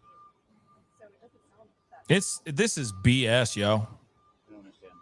This is they don't have anything out there right now. That's from what I'm understanding. And that's the biggest part of the challenge of all of this is trying to understand how the capabilities are working together, how they would do it, the technical aspect of that. Was your family member or I think it was clearly stay with Captain Frederick. Could we ask Unbelievable. Describe, the crush depth here. We're talking about 400 times, as I understand it, what we all experience at sea level. What can that do to a vessel? I can't speak to the scientific side of that. Again, this is just more or less trying to get some background information for you guys on there. I don't have any of that information on that. Can you tell us about what the circumstances were? Submersible doesn't necessarily, it goes in for a dive and walks right back up. It's not supposed to be there for that long. Is there? And that would be a great question that we could try to get answered for you with that subject matter expert discussion that we talked about to get an opportunity for you guys to ask that question, because it'd be much more important and realistic for somebody within that community part of the command that would be able to answer that question a lot clearer than anything I would be able to. So, and when might you provide your next update? So we do have a press release that's going to be going out shortly with the graphics we talked about. Probably similar information to what was passed today. If any new information comes up, we'll update that. But I think ideally we'd be putting out press releases daily, and would look at probably doing another briefing tomorrow. Can I just ask you one last? What's all? I don't know. Could you just reiterate for us? How big of an urgency is this for the Coast Guard? How big of a priority? Do you prioritize these things? In other words, do you classify them? Do y'all give a damn? Priority red, 1, 2, 3. Come on, how y'all. Big of a priority is this? This operation is our top priority. Right. Really? Within the district, we have every Okay. available asset that we can that's to this that we can dedicate to it on this. That's why we are spending so much time and energy trying to coordinate really this enormous response effort to truly understand the scale of how far away this truly is, and in the context of the types of assets that we can get out there over something that's that enormous, something larger than the state of Connecticut, into perspective of what is available to be able to search in those kind of conditions so far offshore. Understand, 900 miles looks like it is an enormous amount of distance. 900 miles is a long way. Is a deep sea rescue effort realistic, and what would that look like? I don't know what it would look like. Realistic, and that's all part of Why is he the one? Doing everything Hamburger. find out the options that are available. And family members have indicated the 5 people on board. Is there an official manifest or log saying exactly who was on that vessel? There is on there. So not until all the necessary notifications have been completed through that process can we release names in that way. I know that some have gotten out, but they have not been through us. Okay. But, thank you. I really appreciate your time today. Thank you. And we'll send out an update when the next advisory or I'm actually curious to hear what JB has to say about this. Oh, you got more. Not that I'm aware of. Nothing that we are setting up. Now, I don't know if they are up there independently. I'm hoping that they would at least reach out to us to let us know so we can help. They are running The out of Canadians time. Take over the on-site command For out on sure. the water. Would then command move to St. John, or would it remain here? The ICC. No, I think more or less what he's talking about with the ship being out there is they can actually control the assets that are physically on site as far as where they're going, less that the operation itself is in command. So it would be in here. So resources to come up with all of those plans, come up with all of the search and rescue operation side. Will likely always stay here. When we say like an on-scene commander, they're just the one that's on scene physically that can communicate with everyone to make sure that we're deconflicting airspace, that we're covering the right areas, that people are searching. You guys collaborate every day, I'm guessing, right? We do. This one's just especially challenging because you just add in an additional layer of distance, of time, of all those other elements with it. Thank you very much. So for the different aspects, I was talking to Scott over at I mean, I think it's The done. big thing Okay. that we learned in this press conference is the number 40. 40 hours. I'll make sure that I have my audio up. You hear me, Josh? You got me? Okay. Gotcha. 40 hours of oxygen as of this press conference remaining. You might be wondering, okay, when is 40 hours into the future? That is Thursday, 5 a.m. Eastern. So it is quite literally, Josh, a race against the clock as a search is being conducted by air in C-130s, P-3 aircraft, as well as now an underwater ROV that is down there searching near the wreckage of the Titanic, or we don't know how far deep down, but at least over the wreckage of the Titanic, looking for any signs of the Titan sub that went missing upon diving on Sunday, aiming, of course, for the wreckage of the Titanic. Josh Benson, JB Buno here with you live. We're going to be getting to your hashtag HeyJB, hashtag HeyJosh. This is to me, this is absolutely wild because I'm going to be honest. The information that we have received or that we're hearing now, and even JB just said it a second ago, they got 40 hours until air is gone. But the other part is that it seems as if they're just getting started. At least the ships are still haven't even been fully deployed yet out there to get to the area in which they went down and submerged to go see the Titanic. They say, depending on the speed, could take 2 to 5 days. By the time they get there, they're going to be gone. Air will go out, etc. They're going to be in some serious trouble, period. So it doesn't make sense. It doesn't make sense why this didn't happen sooner rather than later. But something very interesting that I just found out that just broke just a little bit ago that I want to share with you guys, because this has to do with the actual situation that we are in right now. OceanGate took 8 hours to report missing sub to Coast Guard after it lost contact. 8 whole hours. As Navy commander says, crew has a 1% chance of survival. Look at that. Navy commander says the crew has 1% chance of survival. He ain't even having hope. He ain't even throwing in hope. He didn't even give room for hope. He's saying 1% chance that they're alive out there. 1. Imagine that. Real talk. Imagine that. We out here now. We're in this situation. This is absolutely terrifying to think about that. Okay. So I'm going to read a little bit of this article. Okay. Because this just came out. But I want you to know 8 whole hours. They took 8 hours to say anything to anyone to report them missing. That makes no sense. 8 hours. Every single second counts. Every nanosecond counts. And they waited 8 hours. They're going, no, wait. Maybe they went on a little detour. Maybe they saw a really big jellyfish and they wanted to take a look. They took a little detour. Let's just give them, let's give them a couple more hours before we actually report that the whole doggone sub is missing. Make that make sense, guys. Make that make sense. Now, one thing though, real quick, somebody texted me this, and I pulled this up because they were saying, well, what if there was tropical depression that was involved? And I was wondering, what the heck is tropical depression? So tropical depression forms when a low pressure area is accompanied by thunderstorms that produce a circular wind flow with maximum sustained winds below 39 miles per hour. I don't know what that has to do with under the sea. Okay. But it was an interesting question to be asked. So I just wanted to pull that up. I don't know what that has to do with this per se, but this is some really crazy stuff indeed. So let's take a look at this really, really quick. Okay. OceanGate Expeditions, the tourist company responsible for the missing submersible with the 5 people on board, took 8 hours to report it to the Coast Guard after it lost contact.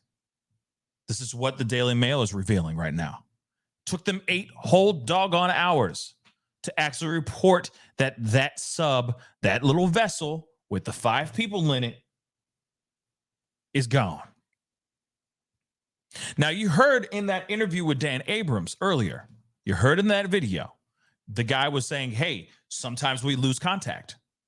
Sometimes it could be for a few minutes, but that's only for a few minutes, y'all. They sat and waited for 8 hours.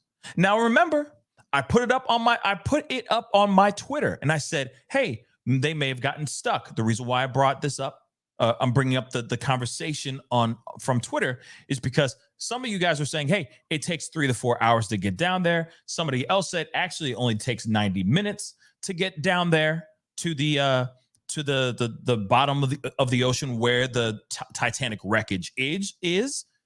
So if it only took them an hour and a half to get down there, why would it take OceanGate Expeditions a whole 8 hours, okay, 8 of them, to report that there was a problem, that they had a problem?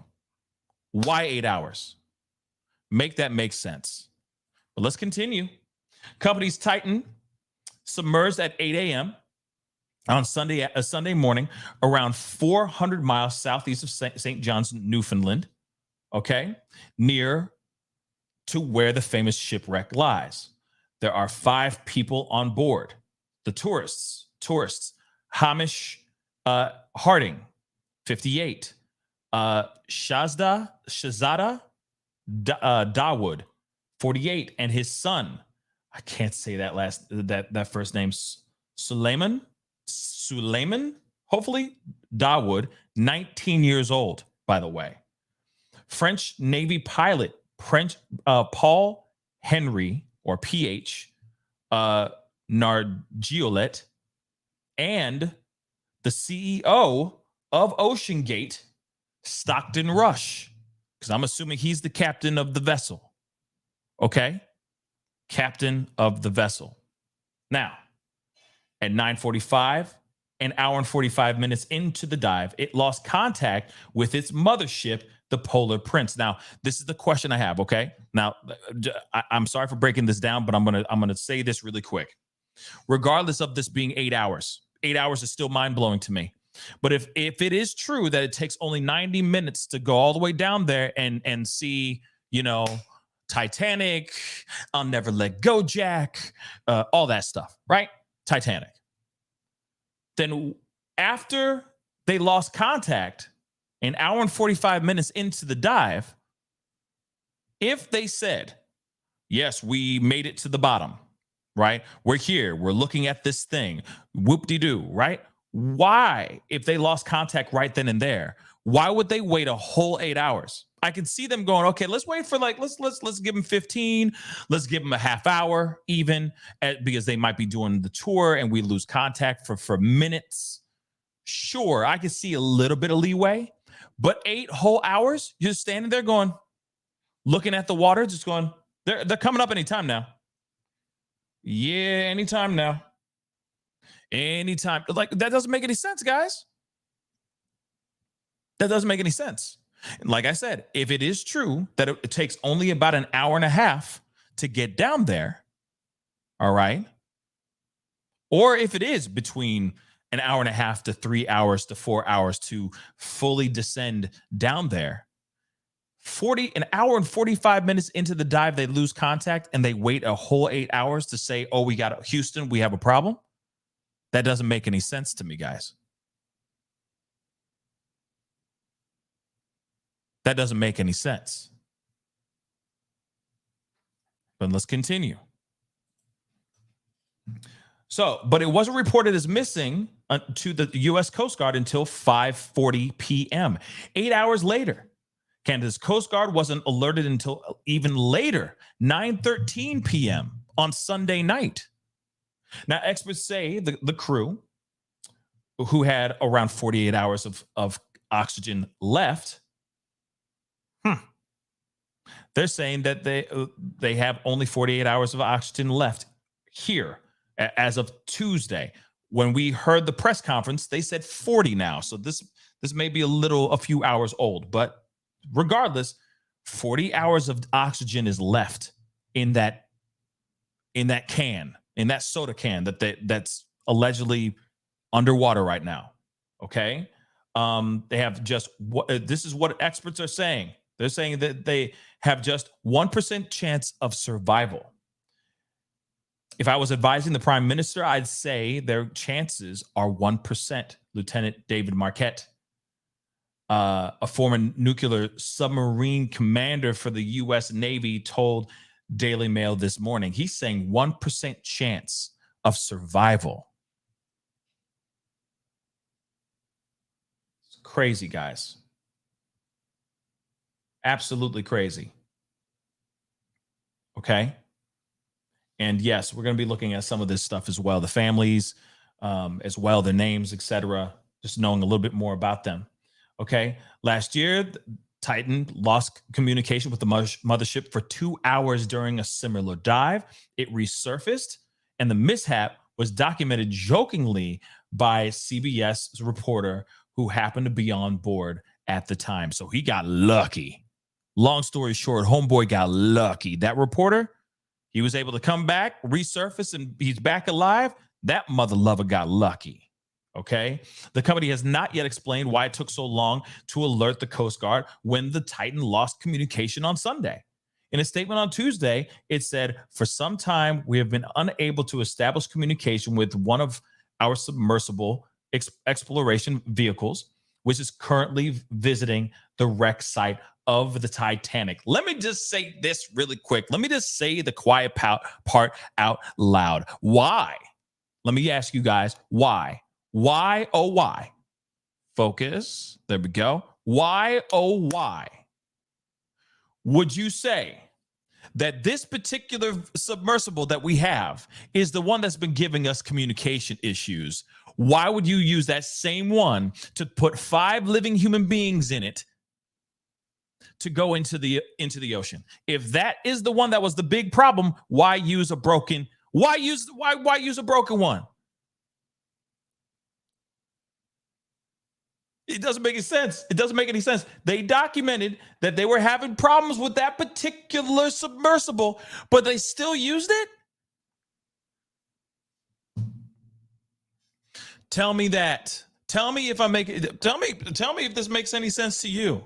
Yeah, the car, when we drove it last time, it shut down on us. We have 3 other vehicles, but we're going to use this one to take our kids on a road trip across country. But it's had issues of breaking down all the time. We got plenty of other ones that work just fine, other cars that work just fine, but we're going to use this one today. Just because. That makes no bloody sense. Okay? But still the piece that I'm still trying to wrap my mind around is the fact that they took 8 whole hours to speak up, tell the Coast Guard that they had an issue.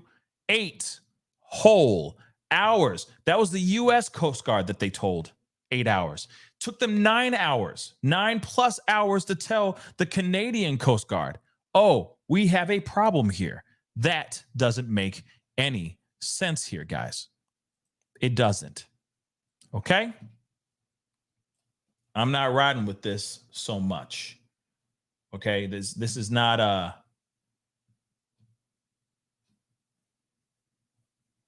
I'm not liking this so much. Okay? Just to be completely real with you. Hold on, guys.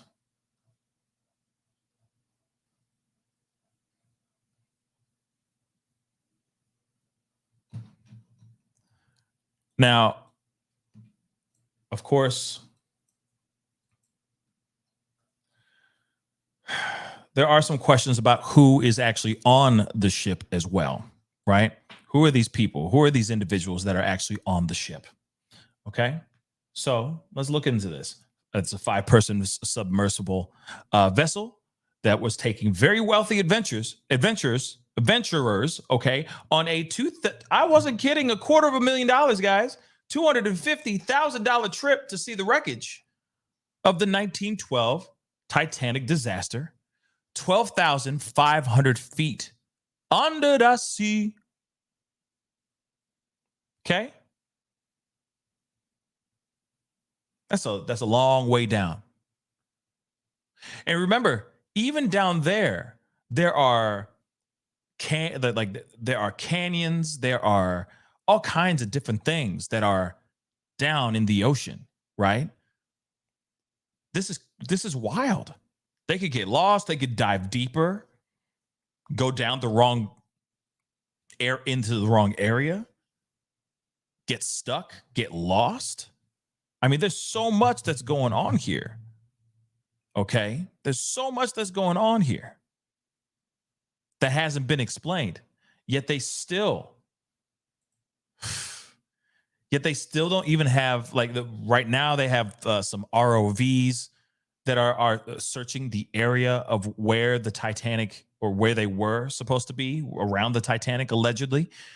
But they don't really have any ships that are out there. They have planes that are flying around using radar and whatnot to see if they can find this vessel floating on top of the water right now. But I'm telling you right now, they're going to have to get really lucky. They're going to have to get really lucky to get to find them. Like I said, it's going to be like up above on the water. If they don't have a beacon, if they don't have flares, nothing like that working, this is like looking for a needle in a haystack. It's going to be very, very hard. Okay? It's crazy. Texas beekeeping lady. Yeah. A true nightmare waiting to happen. I mean, this is insane. And if you really think about it, the nightmare has already happened. The nightmare is happening right now. We're all, biting our nails. We're all on pins and needles on the edge of our seat, trying to find out what exactly happened here and if they're really still alive. But I'm still leaning on the fact that they may have gone down, and within that hour and 45-minute dive, something happened. Meaning not just that they lost communication. I think that there must have been a break. A seal broke, something. There must have been some sort of malfunction that could have caused for it to just scrunch up. That's what I think. And I hate to say it like that, but that's the only theory that is out here, because I feel like they would have been found. They would have been found this submersible floating on the water by now. That's just what I think. Okay. But they waited 8. Yes, Tyler. They waited 8 damn hours before they even said that there was a problem. But let's get into this, guys, here. It says, who's on board? Okay. So Hamish Harding, he is a British millionaire and chairman of aviation's consultancy, Action Aviation.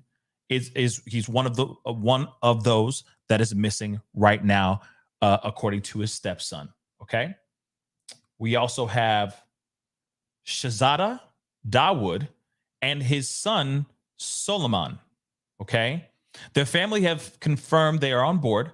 Shahzada, hopefully I'm saying that right, is the vice chairman of one of Pakistan's largest conglomerates, Engro Corporation, with investments in fertilizers, vehicle manufacturing, energy, and digital technologies. Okay. And apparently he's one of the richest men in Pakistan right now. Okay. He's one of the richest. Then we have Paul, or PH. I guess he goes by PH Nargiolet. So he is a 77-year-old French explorer whom media is one of the 5, or whom media says he's one of the 5 on board, is director of underwater research at a company that he owns the rights to the Titanic wreck. Okay, so he's a former commander in the French Navy. He has both a deep diver he was both a deep diver and a mine sweeper. After retiring from the Navy, he led the first recovery expedition to the Titanic in 1987 and is a leading authority on the wreck site. Okay. That's, let's see, that's 1, 2, 3, 4. And this is who PH is. That's what he looks like. Okay. And last but not least, Stockton Rush, the founder of CE and the CEO of the vessel's US-based operating company, OceanGate, is also on the submersible, according to media reports. Okay. And he said, it's an amazingly beautiful wreck. This is what he told the Britain's Sky News of the Titanic earlier this year. You can see inside. We dipped down and saw the grand staircase. Whoa, that could explain something here. Hold on. Here's a clue. So he says here, you can see inside. We dipped down and saw the grand staircase and saw some chandeliers still hanging.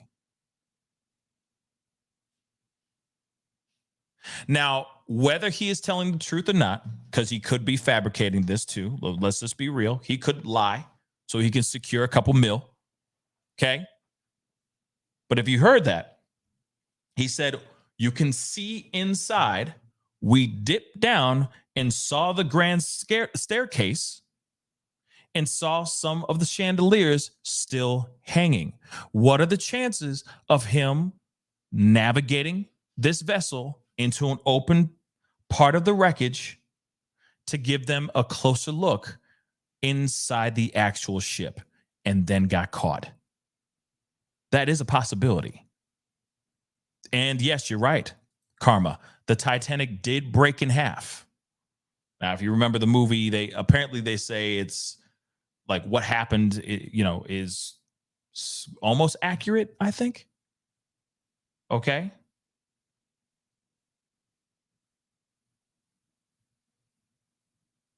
So Speak just said the grand staircase was blown out of the ship as it sank. Stockton Rush was full of it. He may be lying. Again, like I said, he could be lying. But if he said we dipped down and saw the grand staircase, there's a possibility he flew into the part where it snapped in half. Maybe. But it doesn't hurt. And I'm hoping that they're looking into that. If they're using their robotic submersive little machines, I'm hoping that they're diving in and they're going inside the actual Titanic as well, just to make sure, because you never know. I mean, Stockton Rush might have felt a rush and said, let's go inside. Let's go and let's get a closer look, shall we? There's a possibility of that. It could be completely wrong, but there's a possibility that it could be completely it's a possibility, like I said. But it still doesn't make any sense. Okay? That they left an hour and 45 minutes in, no communication after that. And that team, OceanGate, his Stockton Rush's own team, waited a full 8 hours before they actually started getting nervous. Doesn't make sense. Okay? It doesn't, y'all. And it's very, very dangerous what they did. And I feel that it's very sloppy and irresponsible what they did. And I don't know why they did that. Maybe because they were scared of the backlash, the public ridicule, the possible lawsuits that are coming, because they're coming. Oh, they're coming. Okay, the lawsuits are coming. Let's keep it real. They coming. But it does make you wonder what made them stop and not say anything for 8 whole hours. You had a lot of people in that. You had a lot of very well-off, rich individuals in that vessel that you wanted them to have to come back up alive. For them not to sit there and say, okay, we don't have contact with them. It's been now 2 hours. We haven't heard anything. Okay, we're going to give it 15 more. We're going to give it 30 more minutes. I'll even say that before we start freaking out. Okay. Keep that Coast Guard number on speed dial. We're going to give them 30 minutes. We don't hear anything in 30 minutes. We're calling the Coast Guard, period. Not 8 hours later. That's insane, guys. And extremely irresponsible. Sinfinity just said, I'll stick with watching Titanic on Discovery Channel 2. Yeah, thank you very much. Shoot, I'm good. I am good. It's down there for a reason. I don't need to see it. Okay? I can watch Titanic and go, ooh. You know what I'm saying? And feel this, and see it from there. But no. No. Like I said, those individuals that decided to go down there, they decided to risk it all. I'm not sitting here trying to say anything bad about that. Hey, the thrill seekers, opportunity to see something unbelievable, an opportunity to see something that not many people have seen at face value right there live. Man, it sounds invigorating. Okay. But at the same time, man, I hope we do find them. I hope it's not an implosion type of situation. I hope it's not something as bad as them trying to make it out to be, or that they're making it out to be. You already got individuals right now even saying that there's a 1% chance of finding them. And they only have 40 hours of air left, if they even have that air to begin with. Again, I'm erring on the side of positivity, and I hope that we find them in one piece and alive. But man, this is not looking good, guys. Beth Miller, Pascal, who is receiving the majority of the money from the passengers? Was it someone on board as well, or did the team have access to it? You know what, Beth? Whoa. You know what? That's a good question. I mean, you got the CEO in the vessel piloting the ship, right? Driving the ship. I don't know.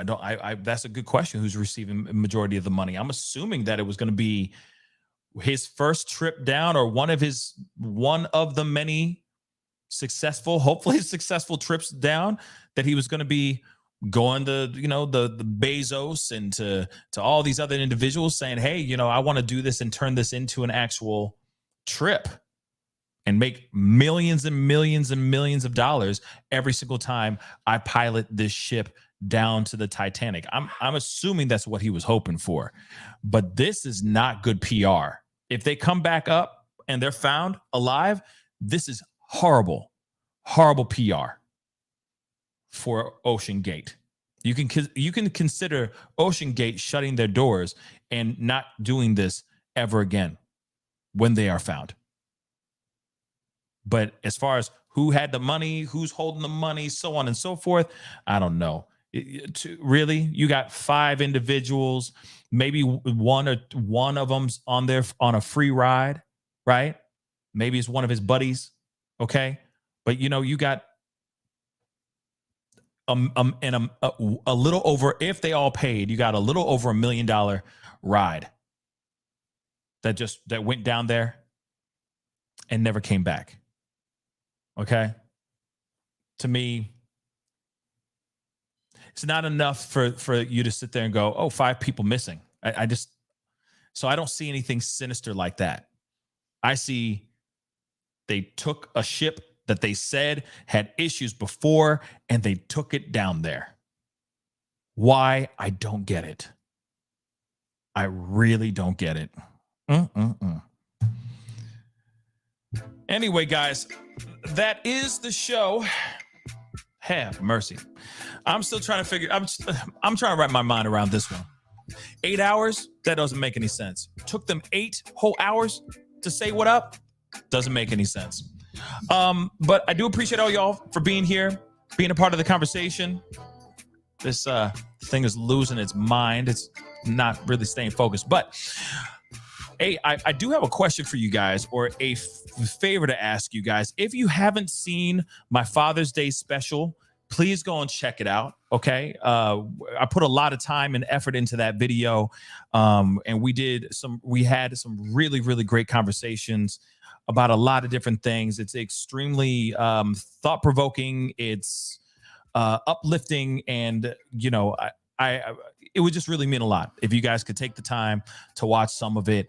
And also, I'm planning on making more types of content exactly like that. Not about fatherhood every time, but it is a conversation. There are other conversations I want to bring to the platform other than just missing persons and true crime stories and all that. And of course, you know, I'm still doing those stories as well. But of course, I want to expand the brand. I want to expand the channel to have other deeper conversations about things that are going on in our world.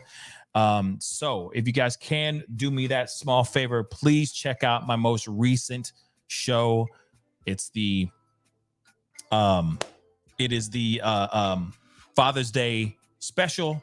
What makes a father?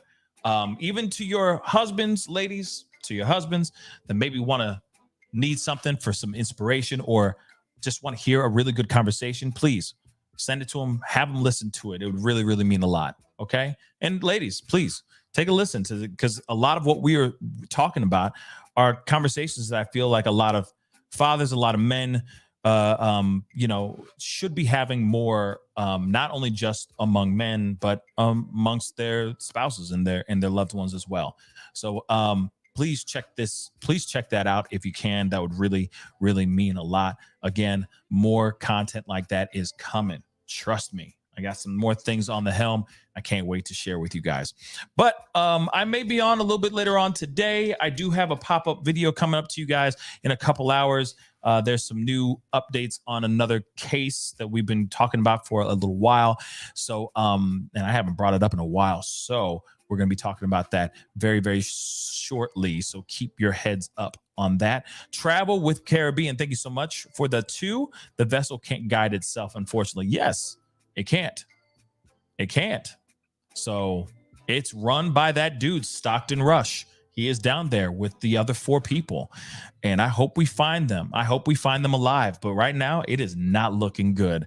Do me a favor, guys. Okay? Hit that like button down below. Don't forget to hit that subscribe button. Of course, hit that join button down below if you want to support the channel, or if you want to see some more behind the scenes stuff. I've been putting up some more questions on my Patreon, starting to spark more conversations and stuff like that with people over there on Patreon. Please go check out patreon.com/The Pascal Show and support. Okay. Just in case, you know, they decide to just turn off the lights again, because anything's possible, and they like to do that kind of crazy stuff here, don't they? Anyway, guys, I appreciate all y'all for being here. Okay, it's time to get going. Be good to yourselves. Be good to one another, and I'll see you guys in the next video. This is The Pascal Show. Bye.